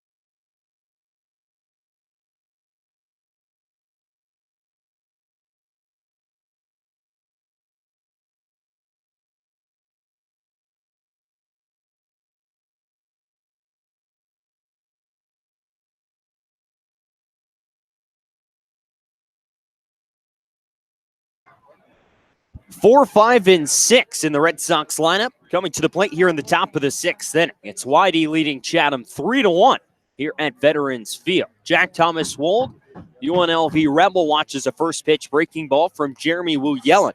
Out for his second inning of relief. Miss outside for ball 1. It's 1-0. Wold today is 1 for 2, a strikeout and a single. The lefty awaits the 1-0. Fastball. Called a strike on the outside corner. It's 1 ball and 1 strike. Will Yellen worked a scoreless 5th inning. Allowed a 2-out walk to Riley King, but besides that was spotless. Left-handers had a good fastball tonight, the 1-1. Swinging a rocket right at Ben Ramirez at short. The line drive snagged right around the eye level of Ramirez. He didn't even have to move a step from his position right at straightaway shortstop. Number 35, the Hard second hit, but out baseman, number one Samuelson. for YD here in the top of the 6th inning. And that will bring up Tate Samuelson, the second baseman. Samuelson 1 for 2 as well. He singled in the 4th. Came around to score on an error. First pitch swinging. He fouls one straight back. It's 0-1. Charlie Welch now into the game behind the plate, replacing Brady Smith. Got the first 5 frames for the Anglers. Welch in here in the 6th. Wu Yellen pauses at the belt. The 0-1 is swung on and missed by Samuelson. There's the breaking ball from Wu Yellen, and it's 0-2.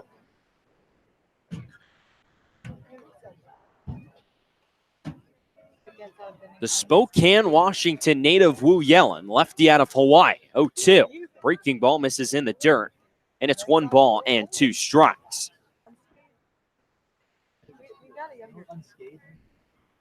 He was the number 3 left-handed pitcher and the number 21 overall player out of the state of Washington in the class of 2017. 1-2 from Wu Yellen. Fastball, swing and a miss, strike 3.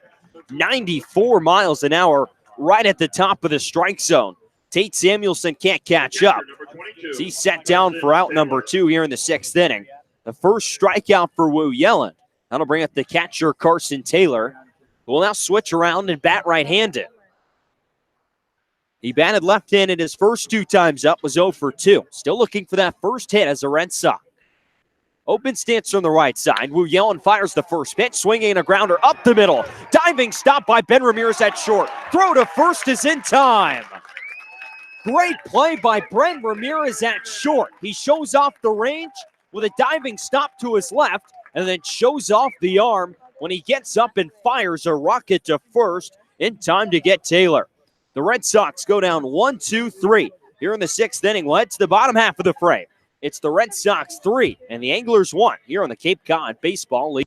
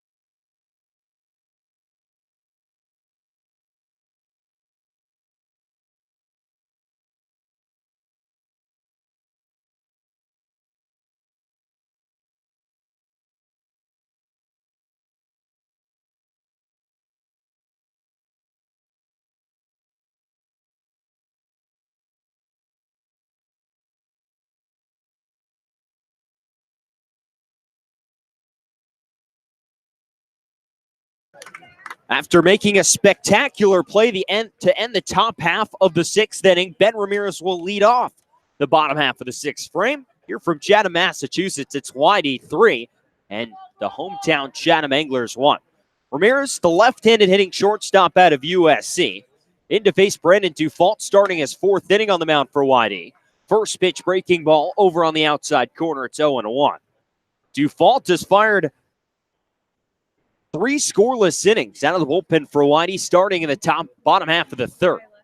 Right-hander out of Northeastern fires home the 0-1, swinging a slow dribbler towards shortstop. In comes R.J. Yeager. Fields throws to first, not in time. Ben Ramirez has good wheels out of that left-handed batter's box, and he easily beats out that slow chopper to short. Yeager was playing deep at his position at short and to charge in to get it, and nowhere near enough time to get Ramirez. And there's a leadoff base runner for the Anglers here in the 6th inning. nothing Default can do there. Just a tough play. I would have liked to see Riley King try to make that play and throw, maybe just out of his reach, but he pulled up to let Yeager make that one.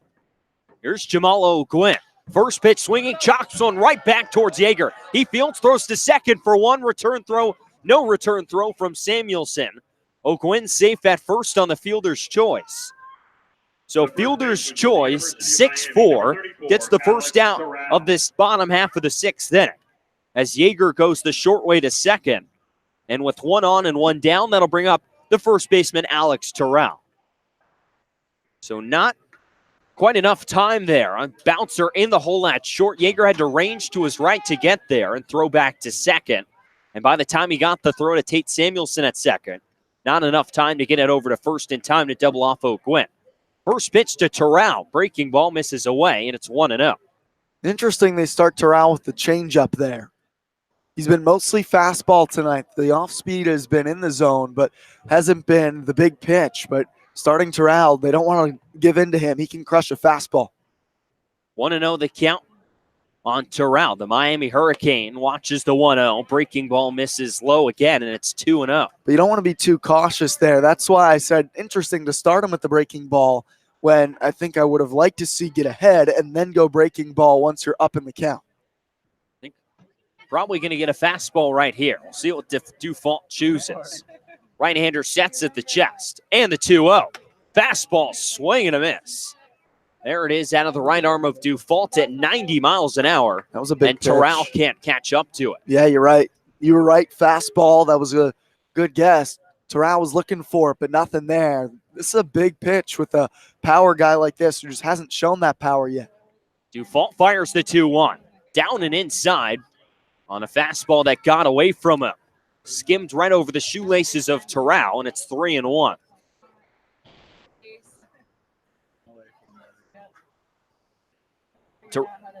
Terrell had 24 long balls this spring at Miami and has one up here on the Cape so far. 3-1 from Dufault. Swinging a high fly ball deep to right field. Speak of it right where that one is on to Depot Road. Way out of here to right field. Alex Terrell gets all of a 3-1 fastball and ties this game up at 3. Oh my goodness. That ball had no doubt once it left the bat of Alex Terrell. The second home run of the season for the Miami Hurricane, his 14th and 15th RBIs, and we're all knotted up at 3. Could feel that one coming, couldn't you, TJ? I think you and I could kind of feel like that ball was coming. You see 24 home runs regular season, only one so far this season. He's going to hit more home runs than just one. You fall behind in the count. This is going to be a good ball game tonight, folks. We're in the 6th right now, and we're tied. Back and forth. This is a fun one.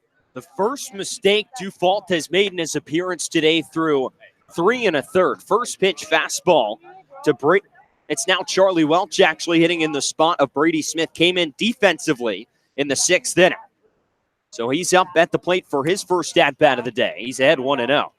But Dufault's been spotless as he fires home the 1-0. Breaking ball, Welch goes around. And it's now 1 ball and 1 strike. Welch going around on the check swing. One of the farthest home runs we've seen this season.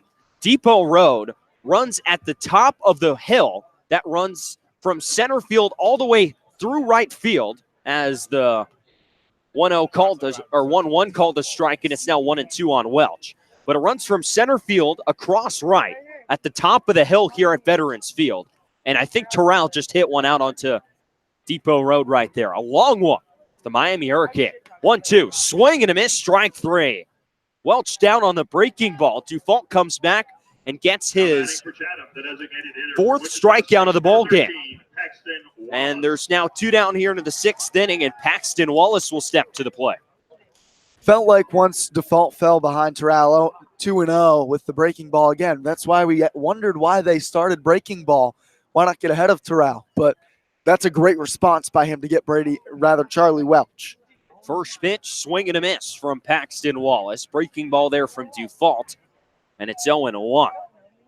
This crowd's still buzzing from that Alex Terrell home run. So the Wandy's lead evaporates with 1 swing. 0-1, cut on and missed again by Wallace, and it's quickly 0-2. All knotted up at 3 here in the bottom of the 6th inning between YD and Chatham, the top 2 teams in this Cape League. 0-2. Fastball misses away. Taylor was set up outside. Held it there for Frank Auditori, but didn't call it a strike, and it's now 1-2. Tate Samuelson shaded up the middle for the right-handed hitting Wallace as he awaits the 1-2. Swing and a miss, strike 3. Back-to-back strikeouts to end the frame for Dufault. He's now got 5 Ks on the evening. One mistake, though, here in the 6th inning. A 2-run moonshot by Alex Terrell knocks this game up at 3 as we head to the 7th inning here at Veterans Field. You're listening to YD Red Sox Baseball on the Cape Cod Baseball League Network.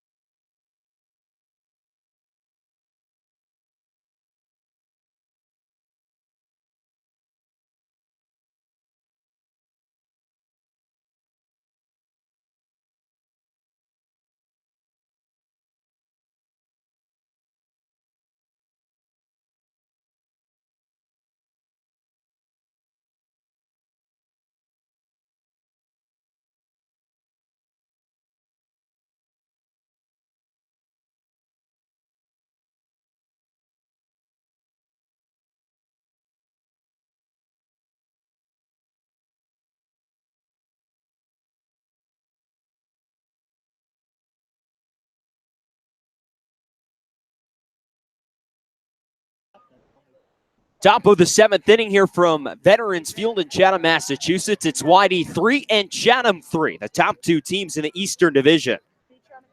So a couple defensive changes for Tom Holliday. Out at second now is Huey Morrill. First pitch to Ron Washington Jr. misses inside from Jeremy Wu Yellen, still out on the mound for Chatham. 1 ball and no strikes. Wu Yellen in his 3rd inning of relief. 1-0 on the way from the lefty. Fastball misses away, and it's 2-0 to Washington. And Jorge Arenas now in at 3rd for Chatham. A series of defensive changes.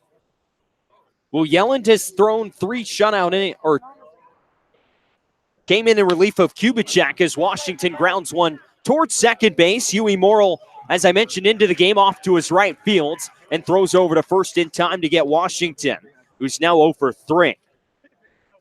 R.J. Yeager, the shortstop, will now come to the plate. But it's been 2 lockdown innings for Wu Yelland, who's faced just 1 over the minimum, with 1 strikeout and 1 walk. Here's Yeager. Mercer product is 0 for 2.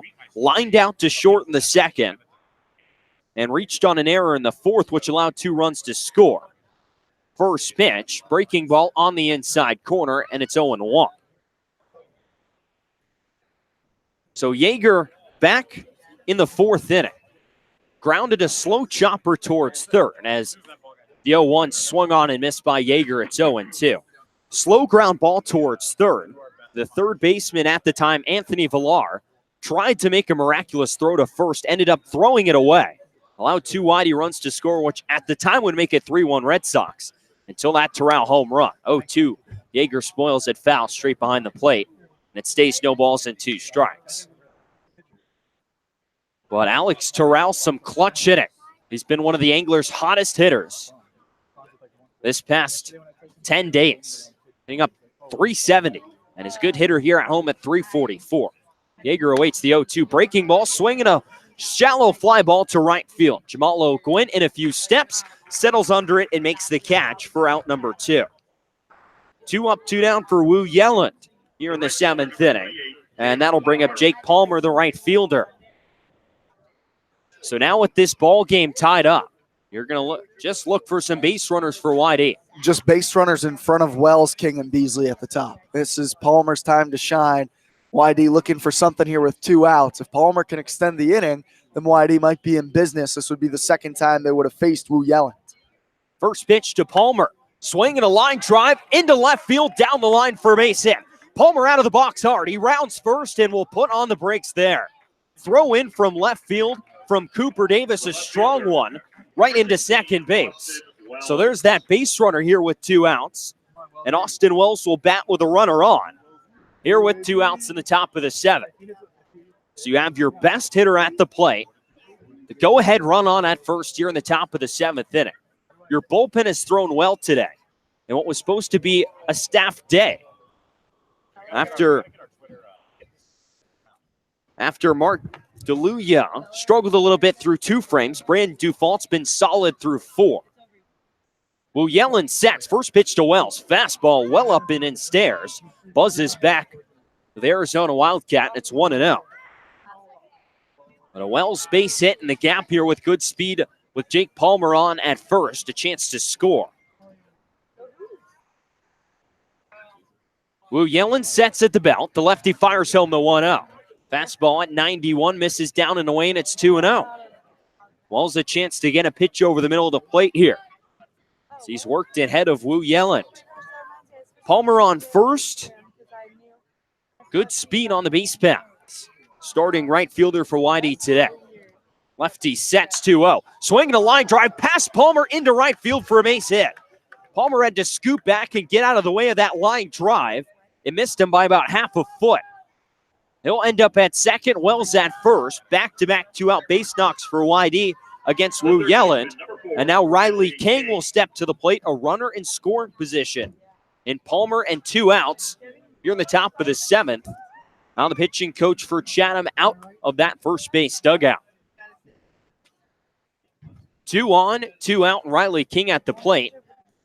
Wu Yellen and out away from getting out of the 7th inning. Red Sox trying to take the lead back after losing it in the bottom half of the 6th. Well scorched that ball into right field. Great job by Palmer, honestly, getting out of the way. Unfortunate that it's right at him. If he is able to take off, he might be on third base here with 2 outs. It's going to be interesting here to see what happens with Riley King at the plate. He's reached base all 3 times today. 2 walks and an infield single. He's also scored a run, the first run of this game, on a wild pitch back in the 1st inning. Austin Wells stands at first base. Jake Palmer at second. Palmer represents the go-ahead run. Red Sox trying to get 1 game from Chatham this summer. 0-4-1 against the Anglers. And hasn't been close. Wu Yellen steps back on the rubber as King digs in. The Georgia Bulldog looking to put YD in front. Wu Yellen sets and the first pitch. Fastball right at the knees called a strike, and it's 0-1. Riley King can catch up with the fastball, but this is a great matchup here with one of the hotter hitters in the YD lineup against one of the best arms out of the pen for Chatham. Premier stuff right here. No balls and a strike to King. Here's the pitch from Wu Yellen. Swing and a miss. Fastball again at 93, past the bat of Riley King, and it's 0-2. As you say, Brian, trying to catch up to it. Comes up empty there. Now he's got to protect with 2 strikes. 2 on, 0-2 count, 2 outs here in the top of the 7th. 3-3 between YD and Chatham. Jeremy Wu Yellen out of Hawaii sets 0-2. Fastball, swing and a miss, strike 3. 93 miles an hour again from Wu Yellen. Leaves 2 stranded here in the 7th inning. Back-to-back 2-out base hits are stranded on at first and second. The second strikeout of the game for Wu Yellen sends us to the 7th inning stretch here at Veterans Field. It's all tied up at 3 between YD and Chatham here on the Cape Cod Baseball League Network.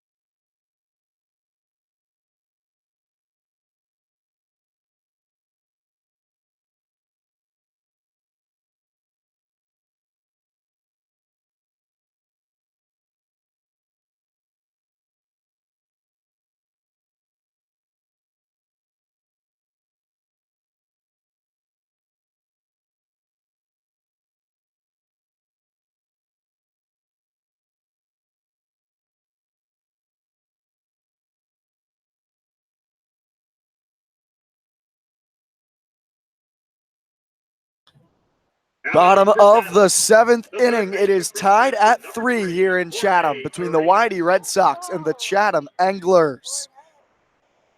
New arm out on the mound for the Red Sox. Brandon Dufault's great day has come to a close. Chase Walter replaces Dufault here in the 7th. It's Arenas, Merrill in the top of the order, and Davis all set to bat against Walter here in the 7th. 3-3, Whitey and Chatham. It's been a back-and-forth ball game. The Anglers most recently tied it up with 2 in the 6th on a 2-run moonshot from Alex Terrell. First pitch, ball 1, misses low and away to the right-handed hitting Arenas. Walter out of the bullpen for YD from Western Carolina, making his 5th appearance. The 1-0. Misses down low, 2 balls and no strikes. Walter with 1 win as a reliever for the Red Sox. His ERA sitting at 13.5, but I think his stuff speaks better than that. 2-0. Fastball misses just inside. 3 balls and no strikes.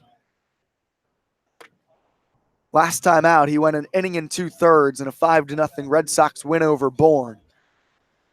Did not allow a hit in his time out on the mound. 3-0. Poured in there for strike 1. 91 miles an hour on the radar gun from Walter. 3-1. The top 2 teams in the Cape League tonight. It's been a good one. Great crowd on hand. Beautiful evening on the Cape. The 3-1. Driven in the air, deep right center. Beasley's going back, so's the right fielder Palmer. It's Beasley in the gap, just short of the warning track, and he makes the catch. Arenas drilled it into the right center gap. Easy play in the end for Beasley. 1 down in the 7th. The second baseman from Oklahoma State, number 50, Huey Morrill. Another bench player out onto the field now for the Anglers. Huey Morrill came in defensively last half inning in the top of the 7th. He'll now bat for Tyler Dones. Dones was 0 for 2. First pitch to Morrill. Off speed, called strike from Walter. 0-1. Morrill hits from the right side against the big righty Walter. 6'7" on the mound. 3-3 here in the bottom of the 7th. Important game for both sides. Chatham currently has a pretty firm grip on first place in the Eastern Division. They've played 2 less games than the Red Sox and lead by 2 points. 0-1. Breaking ball, misses below the knees. A ball and a strike.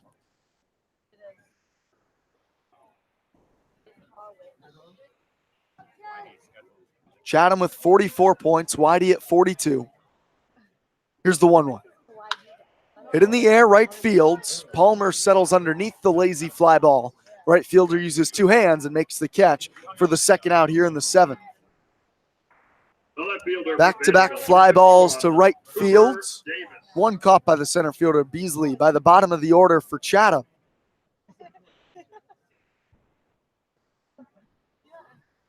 Top of the lineup up now, it's Cooper Davis. 1 for 2 with a walk and a run. He hits from the left side. Walter from the stretch. First pitch. Off speed, ball 1. It was down low.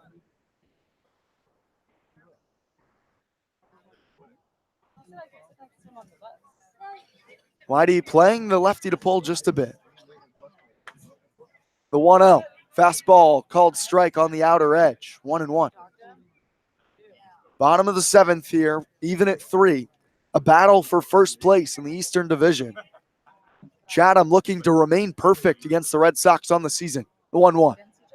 Breaking ball misses low. 2 balls and a strike to Davis.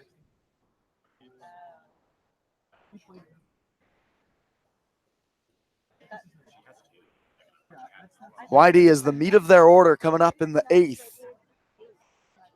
Not sure if it will still be Jeremy Wu Yelland. He has worked 3 clean innings out of the pen. 2-1. Fastball misses inside. Might have been the slider, actually, from Walter. 3 balls and a strike to Davis. Whitey started with Mark DeLuya on the mound today. He went 2 innings, then 4 outstanding frames from Brandon Dufault. 3-1, misses away, ball 4. 2-out walk from Walter, and it's Caden Polkovich to the plate. From Oklahoma This is the part of the order for the Anglers that does most of their damage. Polkovich, Ramirez, Endo, Gwynn, probably their big three in this order. Polkovich bats with a man on first and 2 down here in the bottom of the 7th.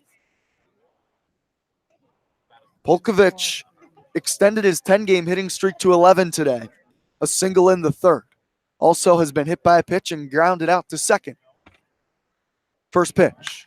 Pulled foul on the ground, out in front of the off speed from Walter. 0-1.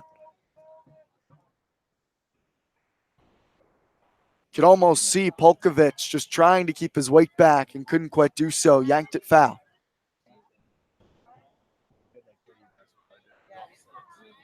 3-3 here in the bottom of the 7th. A few fans have left, but almost everybody's still here in Chatham at Veterans Field. Check on first by Walter. Head first dive from Davis. This Chatham team, not exactly a big base stealing squad. They've stolen 37. That's 5th most in the Cape League, but they've been thrown out more than any team. Runner goes, pitch out, throw from Taylor to second, offline, squeaks into center, runner's going to third. That's Davis. He'll get there standing up. Taylor's throw was behind RJ Yeager, the shortstop covering the bag. It squeaked off his glove into center. That's a stolen base for Davis and a throwing error from Taylor. And now a man on third with 2 down for the Anglers. The go-ahead run here in the 7th. Well, Carson Taylor got a pretty good pitch to throw on right there. Pitch on the outer part, outside in the other right-handed batter's box. A good lane to throw to second, just pulls it. And Samuelson had to reach all the way across his body to get that, as it trickled into center field. High leverage all of a sudden for Chase Walter. Caden Polkovich at the plate with 2 down. The 1-1.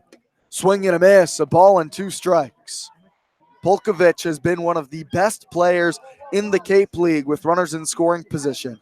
He's hitting .414 with men on second and third with 20 runs driven in. With 2 outs, that's a .375 average. Biggest at bat of the night to this point. A ball and 2 strikes. The pitch. Breaking ball. Popped up. Third base side. King's going to give it a look. Out of play. No real estate for King up the third baseline, and Polkovich extends his at-bat with 2 down. If you're Walter, how are you attacking Polkovich? High fastball. Go after him. You got a couple pitches to spare. Maybe get it up and out of the strike zone. If not, you can always go back to that breaking ball in the dirt and just hope that Carson Taylor keeps it in front of him. But can't let a ball get to the backstop here with the runner on at third. The 1-2.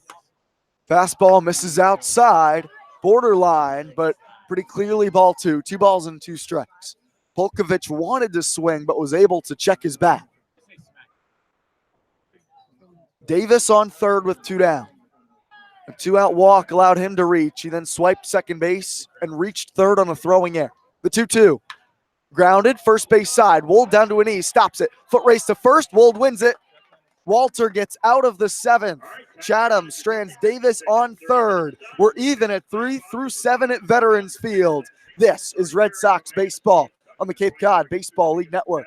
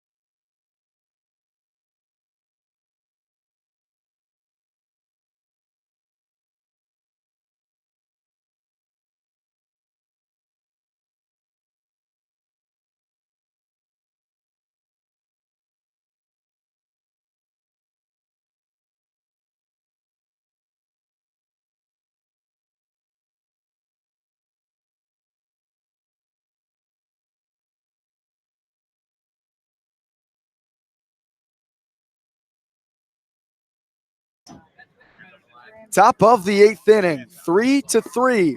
YD and Chatham. YD to the plate. It's Beasley, Wold, and Samuelson. The meat of the Red Sox order. Due up in the 8th here against Jeremy Wu Yelland, who is beginning his 4th inning of work on the mound in relief today for the Anglers. The lefty that goes to Hawaii. First pitch to Beasley.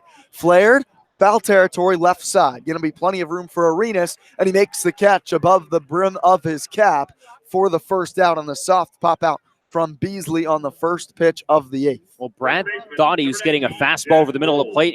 Instead, it goes inside and jams him.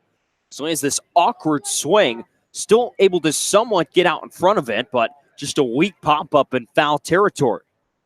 Now a lefty-lefty matchup. Wu Yelland to face Wold. First pitch misses high above the hands of Wold for ball 1. 3-3 here at Veterans Field in Chatham. A battle for first place. Whitey looking to even things back up atop the Eastern Division with the Anglers. Here's the 1-0. Wave and a miss from Wold. A ball and a strike after he went after a fastball around the letters. Bourne and Hyannis in the midst of a doubleheader today. Bourne took game 1 4-2. Chatham leads the Braves, Hyannis leaves the Braves 4-2 in the bottom of the 6th. 1-1 to Wold. Misses down and away, 2 balls and a strike.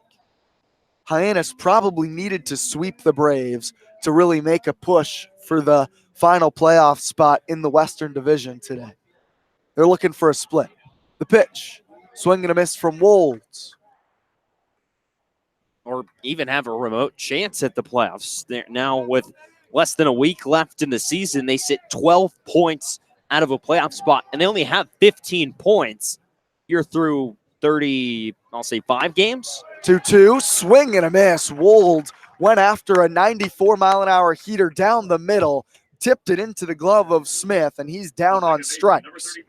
1 for 4 day for Jack Thomas Wold. 2 down, bases empty for the Red Sox here in the 8th, and Tate Samuelson to the plate. Other scores around the league. Harwich stays red hot. They now have 18 wins on the year, beating Cotuit 9-1.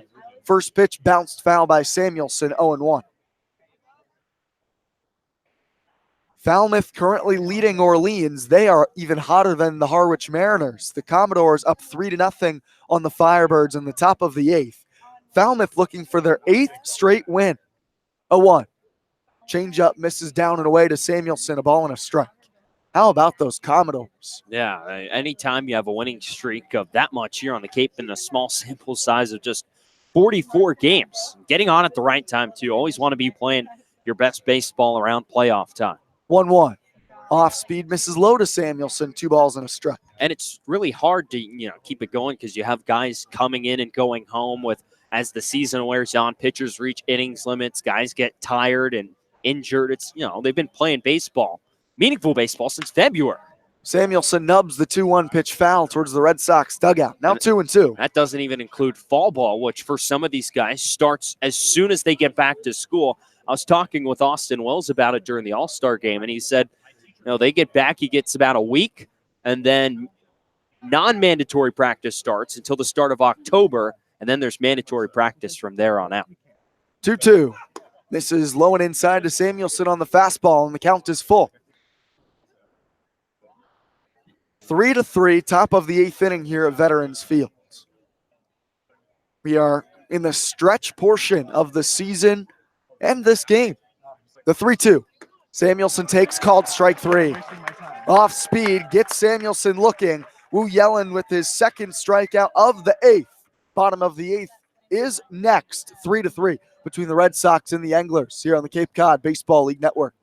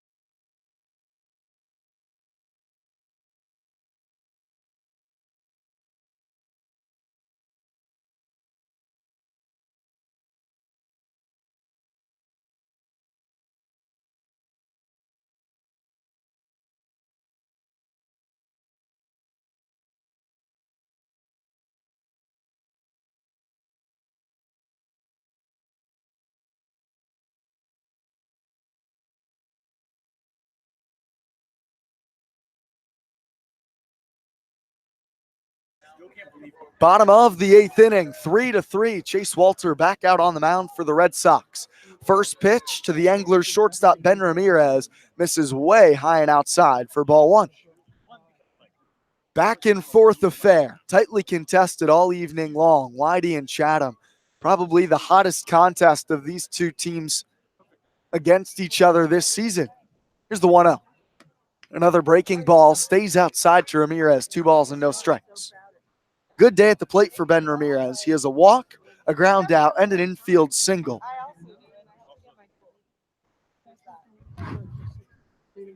Two balls and no strikes. The pitch misses down low. 3-0 from Walter. Walter worked around a 2-out walk in his first inning of work in the 7th. He's the 3rd man out of the bullpen today for the Red Sox. DeLuya got the start, then Dufault. Now Walter, 3-0. Fastball is a called strike at 90 miles an hour on the radar gun here at Veterans Field. Bottom of the 8th inning. We are in for a good one. Last couple innings of work here tonight. Here's the 3-1. Check swing, breaking ball. They'll appeal to third base. Mike Finn says he did not go around, and it's a leadoff walk for Ramirez here in the 8th. An ominous start to the frame for Walter on the mound.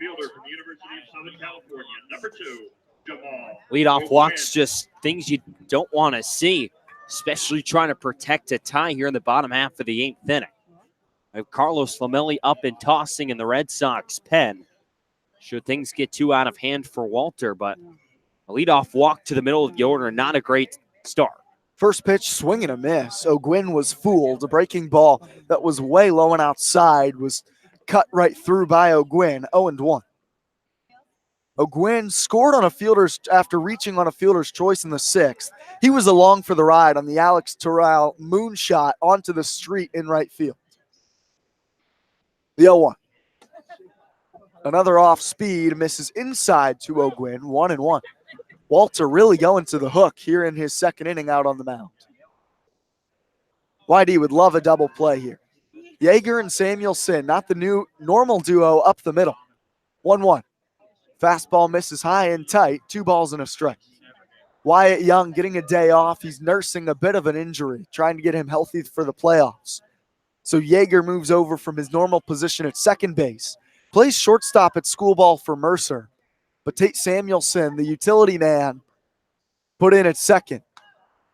Check on first. Ramirez is back with the slide. Ramirez 6 of 7 in stolen bases this year. We'll see if he tests Taylor. Bottom of the 8th inning, 3-3. 2 balls and a strike to O'Gwyn. Riley King hugging the line at third base. Runner takes off, ripped into center field. Beasley moving back. He'll make the catch, moving over the shoulder. Throw behind the runner to first, off line. Back easily is Ramirez. He was at second base when Beasley ran it down. Man, Beasley has great wheels out there in center. Yeah, showed him off really well, and I feel kind of bad for Jamal O'Gwyn. He almost executed that hit and run perfectly. He hits an absolute rocket to center field, but just happened to be in the tracks of Brad Beasley. If he gets that one in the gap, it's easily scoring Ben Ramirez from first. But instead, Ramirez turns back to first, and there's 1 out. Now Alex Terrell. I don't think Chase Walter needs reminded of what Terrell did. He had a front row seat down in the right field bullpen for the home run by Terrell off of Brandon Dufault. That evened the game at 3 runs apiece in the 6th. First pitch misses low to Terrell for ball 1. The powerful lefty Miami Hurricane. Batting with 1 out, a runner on first in the bottom of the 8th. Chase Walter, the big righty from Western Carolina, on the mound. Time called at the plate.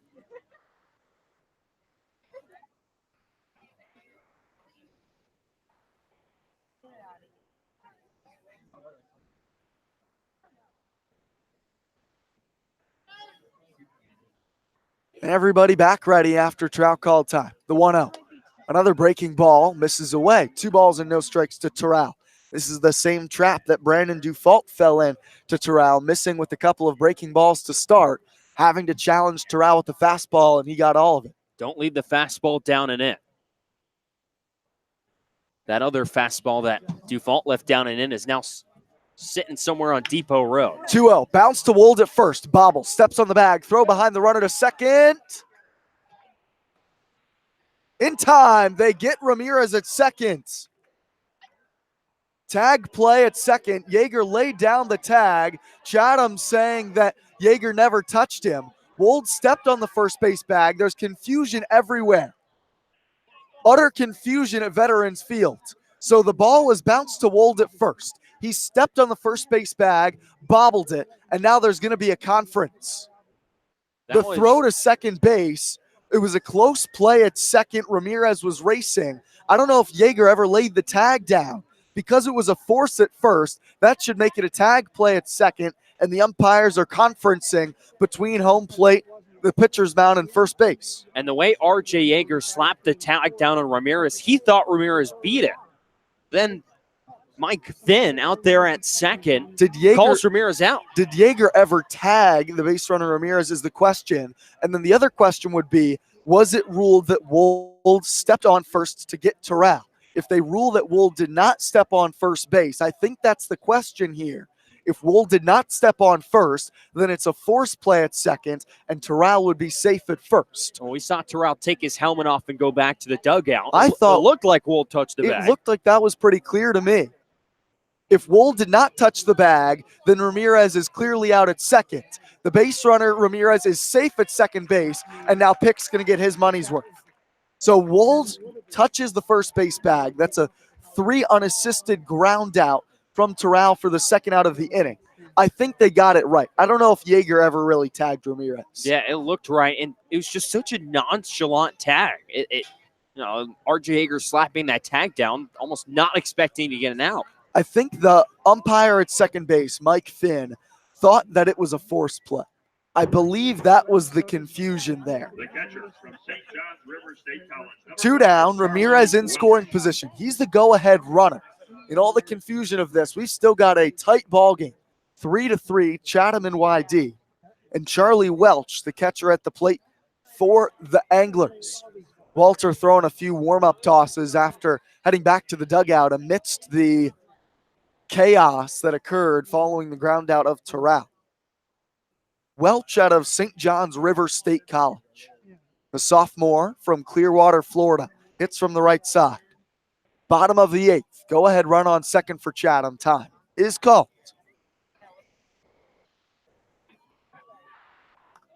Welch hitting just 111 on the season. 4 hits in 36 at-bats coming into today. Struck out swinging in the 6th inning against Dufault. First pitch of this at-bat. Breaking ball crosses home plate for strike 1. We've had a bit of everything here tonight. An error accounting for runs, a long home run, confusion on the base paths, great defensive plays, strikeouts from the pitchers. It has been a good one. The 0-1. Skied behind home plate. Taylor might have a play. The catcher nearing the fence, runs out of room.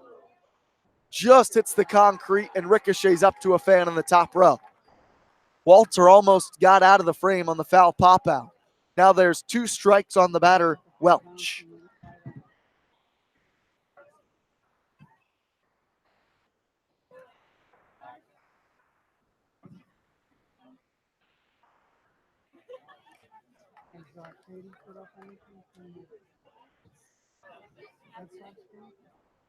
Welch back in the batter's box. Walter peers in at his catcher Taylor. Steps off. No balls and 2 strikes. Ramirez on second. He led off this inning with a walk. It's been an adventure on the base paths for him this inning, but he's only moved up 90 feet. Good lead from second. The 0-2 from Walter. Fastball just misses outside. Walter hit his spot perfectly to Taylor, but it was off the plate away, according to Frank Auditore. Night has fallen here in Chatham. Lights in full effect. A ball and 2 strikes. A runner on second. A tie ball game, 3-3 in the bottom of the 8th. Walter to the plate. Runner goes, pitch misses, throw to third, gets by. Ramirez comes around third, picked up by Wells in left. His throw is late. Scoring from second is Ramirez, and Chatham leads it 4-3. Ramirez took off from second. The pitch missed up and inside to the batter, Welch. Taylor spiked the throw towards third. King was charging the third baseman. He couldn't keep it in front. Wells backed up the play, but not close enough. And Ramirez scores from second on the errant throw by Taylor. 4-3. Chatham leads it, a come-from-behind lead for the Anglers here in the eighth. And that's just how the series has been this season. And the second straight inning that Carson Taylor has tried to throw out a base runner, has ended up throwing it into the outfield instead. And a rough way to see the Anglers go on top. 2-2, misses again, and the count is full to Welch. Just backbreaking for a staff in Whitey that's pitched so well today. One mistake to Alex Terrell, and that's it. 3-2, called strike three. Walter freezes Welch. That's the third out of the inning. But Chatham has the lead going to the ninth. 4-3. The Anglers looking to put a chokehold on the Eastern Division tonight from Veterans Field. This is Red Sox baseball on the Cape Cod Baseball League Network.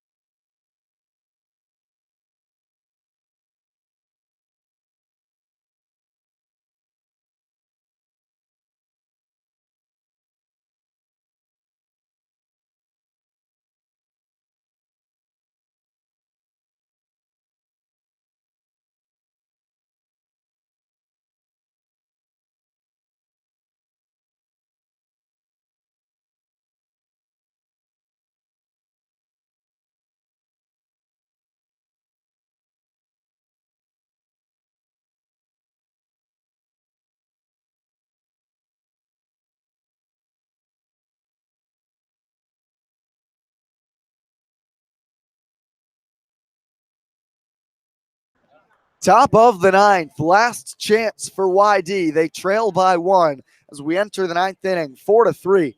Chatham over the Red Sox. Still, Jeremy Wu Yelland on the mound for the Anglers. First pitch of the ninth misses high and away to Carson Taylor for ball one. Taylor still looking for his first hit as a Red Sox. 0 for 3 today, 0 for 13 on the year for him. The switch hitter hits from the right side. The lefty Wu Yelland, the 1-0. Called strike, fastball on the outside corner. 90 miles an hour to Taylor. An unearned run pushed across in the eighth inning for the Anglers on the throwing air by Taylor. Has them out in front. Here's the 1-1. Softly nubbed. Going to be a tough play. Ramirez, the shortstop, charges. Off balance throw to first in time to get Taylor. Nice play by Ben Ramirez. Taylor rolled it just past the pitcher Wu Yelland, but Ramirez charged and fired, and there's the first out of the ninth. And we've seen Ben Ramirez do it all tonight at the plate and in the field again. Off to his left, charging it, just makes it look so easy. And a strong throw to first to just get Taylor. Now we'll see Eric Tolman here in a pinch hitting appearance. Tough spot for Tolman facing Wu Yelland, who has been dominant in his fifth inning of work out of the bullpen for the Anglers. It's been all Colby Kubicek, the starter, and Jeremy Wu Yelland tonight for Tom Holliday's crew. They lead at 4-3, one down in the top of the ninth. First pitch to Tolman. Fastball right on the outer edge. Actually, that was the slider. 0-1 to Tolman. Tolman, 5 hits on the season. Used mostly as a pinch hitter offensively for Whitey. The 0-1. Fastball misses outside. A ball and a strike to Tolman. 3 of the 5 Tolman hits have gone for extra bases. 2 have left the yard. The 1-1. Off speed misses low to Tolman. 2 balls and a strike. He's pinch hitting here for Ron Washington, who is 0 for 3 today. RJ Yeager's on deck, but Wyatt Young is holding a bat as well for the Red Sox. Their all-star shortstop. The 2-1. Fastball misses low to Tolman. 3 balls and a strike. Tolman has been at the plate most times this season in a pinch hitting role. And he's done all of his major damage out of this spot. Is going to get a good pitch to hit here. Here's the 3-1. Swing and a miss. Tolman comes up empty on the 93-mile-an-hour fastball. Full count, 1 down. Top of the 9th. Chatham leads YD by 1. Wu Yelland is in the midst of his longest appearance as an Angler. The 3-2. Swing and a miss. He got Tolman. Jeremy Wu Yelland. What a performance for him tonight out of the bullpen. Not quite done yet for the Red Sox. RJ Yeager, their last hope. He comes to bat with 2 outs here in the top of the 9th. But Wu Yelland has had it working. Yeah, just fastball and breaking ball. That's all the combination he's needed. He's been able to reach the mid-90s with this fastball and just keep these hitters guessing fastball, breaking ball. Yeager slashes the first pitch foul out of play for ball 1. 2 down in the 9th. YD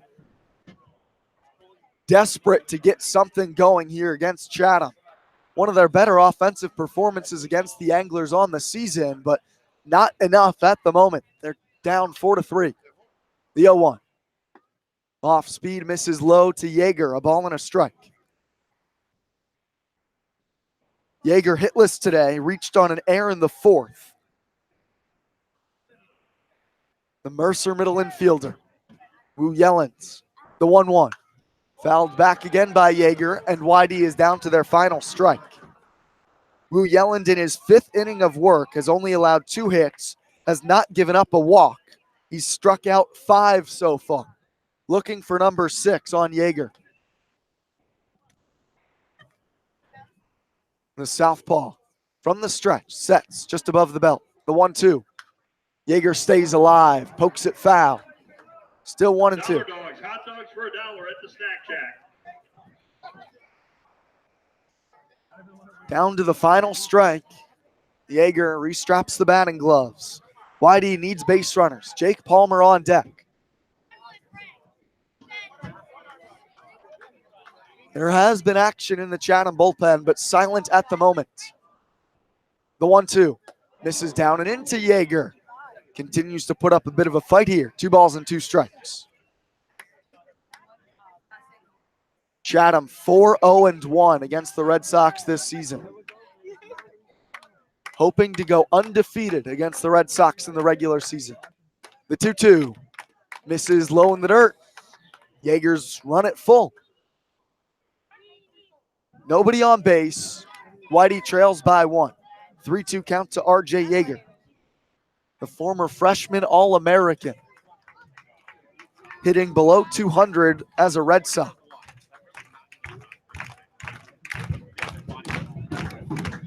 Crowd letting Wu Yelland hear it now. The 3-2.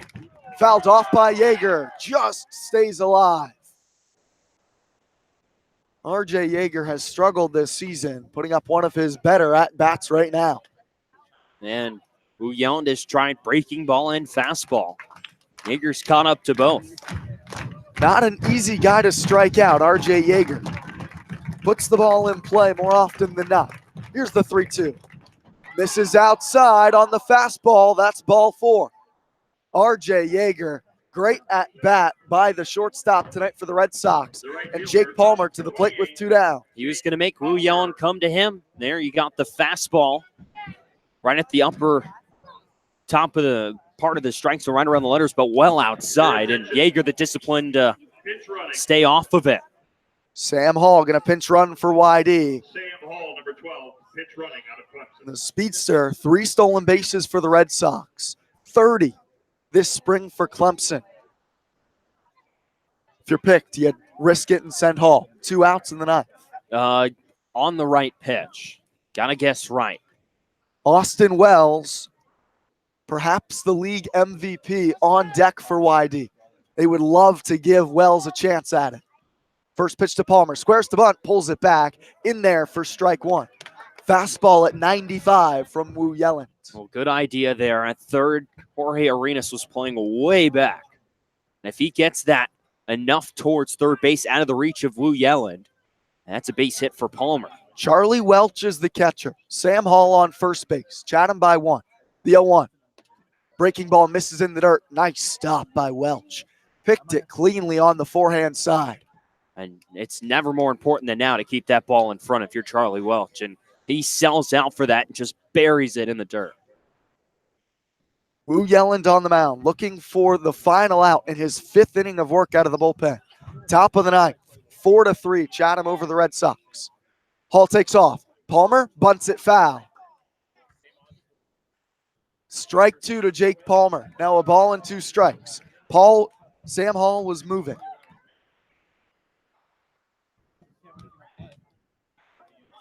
RJ Yeager worked the 2-out walk. Sam Hall, the pinch runner at first. YD again down to their final strike against Jeremy Wu Yellens.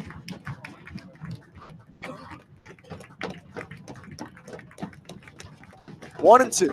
Wu Yellens to the plate. Misses upstairs. 2 balls and 2 strikes. Jake Palmer has a great eye at the plate. More walks than strikeouts for him this season. Today he's 1 for 3 with a single in the 7th. 2 balls, 2 strikes, 2 outs. YD down by 1. Hall takes off. The pitch misses low. No throw to second. Hall takes the bag. Welch chose not to throw to second, instead choosing to frame it for Frank Auditore. Instead, it's a ball. The count is full with 2 down for Palmer. Hall in scoring position. Austin Wells on deck.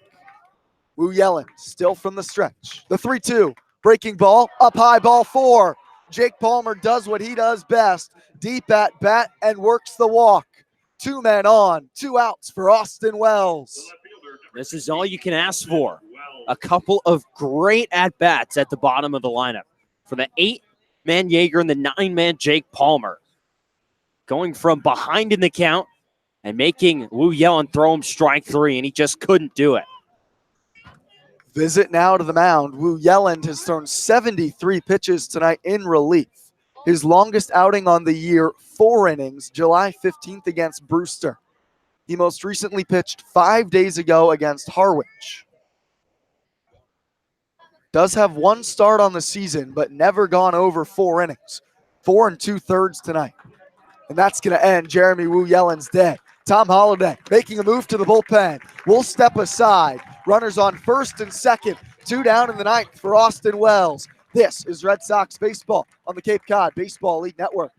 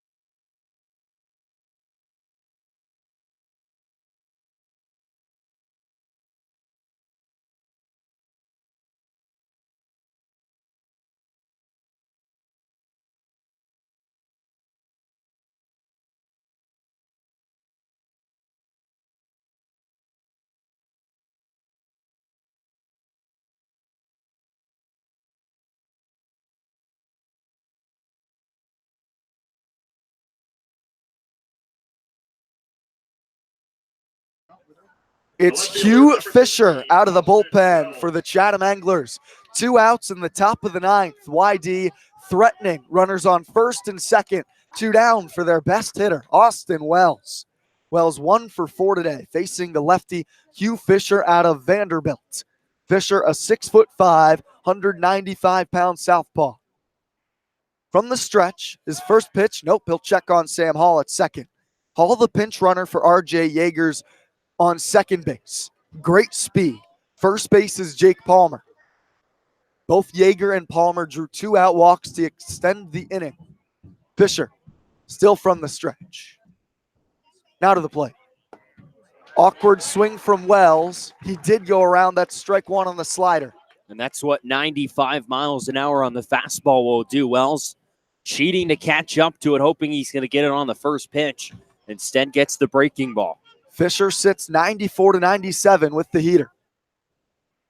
0-1. The pitch to Wells. Swing and a miss on another slider.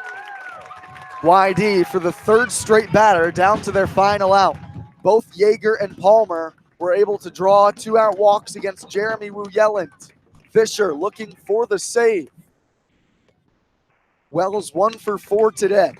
24 ribbies on the season. He's the guy YD wants up in a situation like this. Fisher steps off. Vanderbilt man, highly recruited out of high school, throws gas on the mound. We'll see if he challenges Wells. Now he's ready to go again. Sets at his chin. The 0-2. Slider. He did go around. Strike 3. Frank Auditori rung Austin Wells up, and that's the ball game. Tag applied by Charlie Welch. No appeal from Frank Auditori, and Austin Wells can't believe it. He thought he checked his swing on a ball in the dirt. Pick's going to get his say as well, but Auditori ends this one on strike 3. Fisher does the job out of the pen, and Chatham goes undefeated against the YD Red Sox in the regular season. 4-3 the final tonight, TJ. Tough loss for the Red Sox in a really well-played ball game, and a tough way to end that one on a check swing where the umpire didn't even ask for help. And at the end, it's just who made a play and who didn't. And at the end, the Anglers forced the issue on Carson Taylor, have him throw one in to the outfield and allow the go-ahead run to come across to score. But on that final strikeout, Wells didn't go around. There's no way. We could tell from up here. I would have at least liked to ask for help. I believe it was borderline. It was borderline, yeah. But no help on the last strike of the game. I don't know about that. It was not that clear that I think Auditori knew for sure, but he made the call himself. 4-3 final, Chatham over YD. TJ and I will step aside. We'll have postgame for you coming up next here on the Cape Cod Baseball League Network.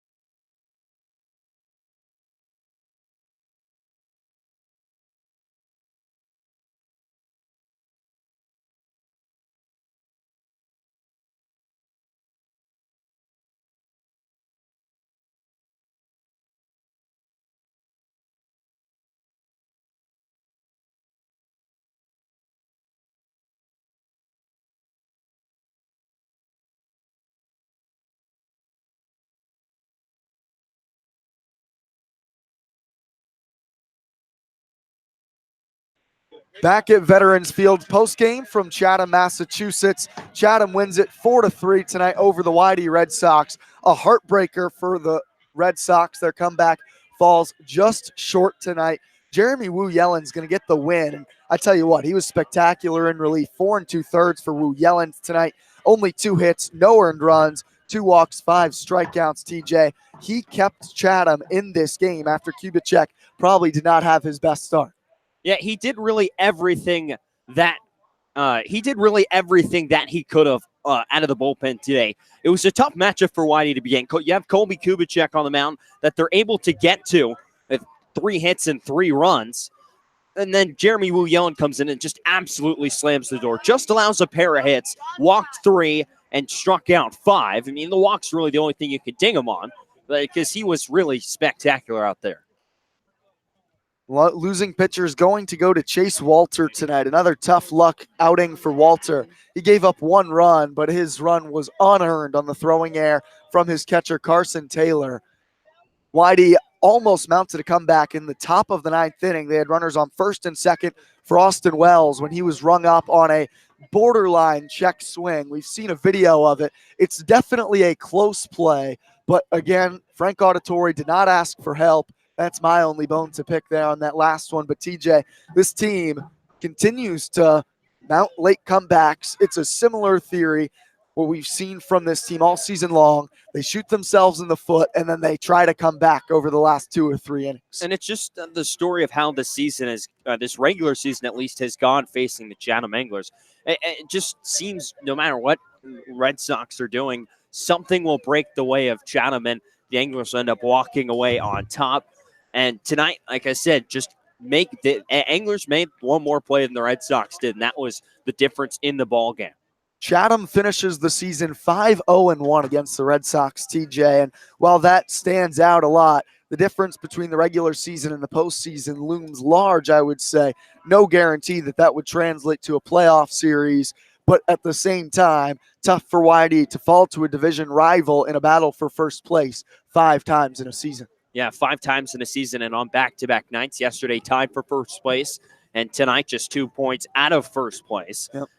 But the good thing here about playing your divisional opponents, you get to see them 16 times. And, tonight, the closest that the Red Sox have been of knocking off the Anglers this season and really just unable to get it done. But if all breaks right for YD, they'll match up in the playoffs. YD gets red-hot Harwich tomorrow. We're at White House Field. First pitch is going to be at 6:30. Join us for pregame at 6:20 p.m. Eastern Time. YD and Harwich tomorrow from Harwich. Final tonight, Chatham 4, YD 3. It was a heartbreaker for the Red Sox. Final line score, YD 3 runs, 6 hits, 2 errors, 7 left on base. Chatham 4 runs, 4 hits, 1 error for the Anglers. They left 5 aboard. YD out-hit Chatham tonight. Winning pitcher, Jeremy Wu Yellen. Spectacular outing for him in relief. Tough luck loss, Chase Walter. Hugh Fisher comes in and gets the 1-out save on the strikeout of Austin Wells in the 9th. We'll talk to you tomorrow from White House Field in Harwich. 4-3, Chatham takes it tonight in Veterans Field in Chatham, Massachusetts. For TJ Mathewson, I'm Brian McLaughlin. This is Red Sox Baseball on the Cape Cod Baseball League Network.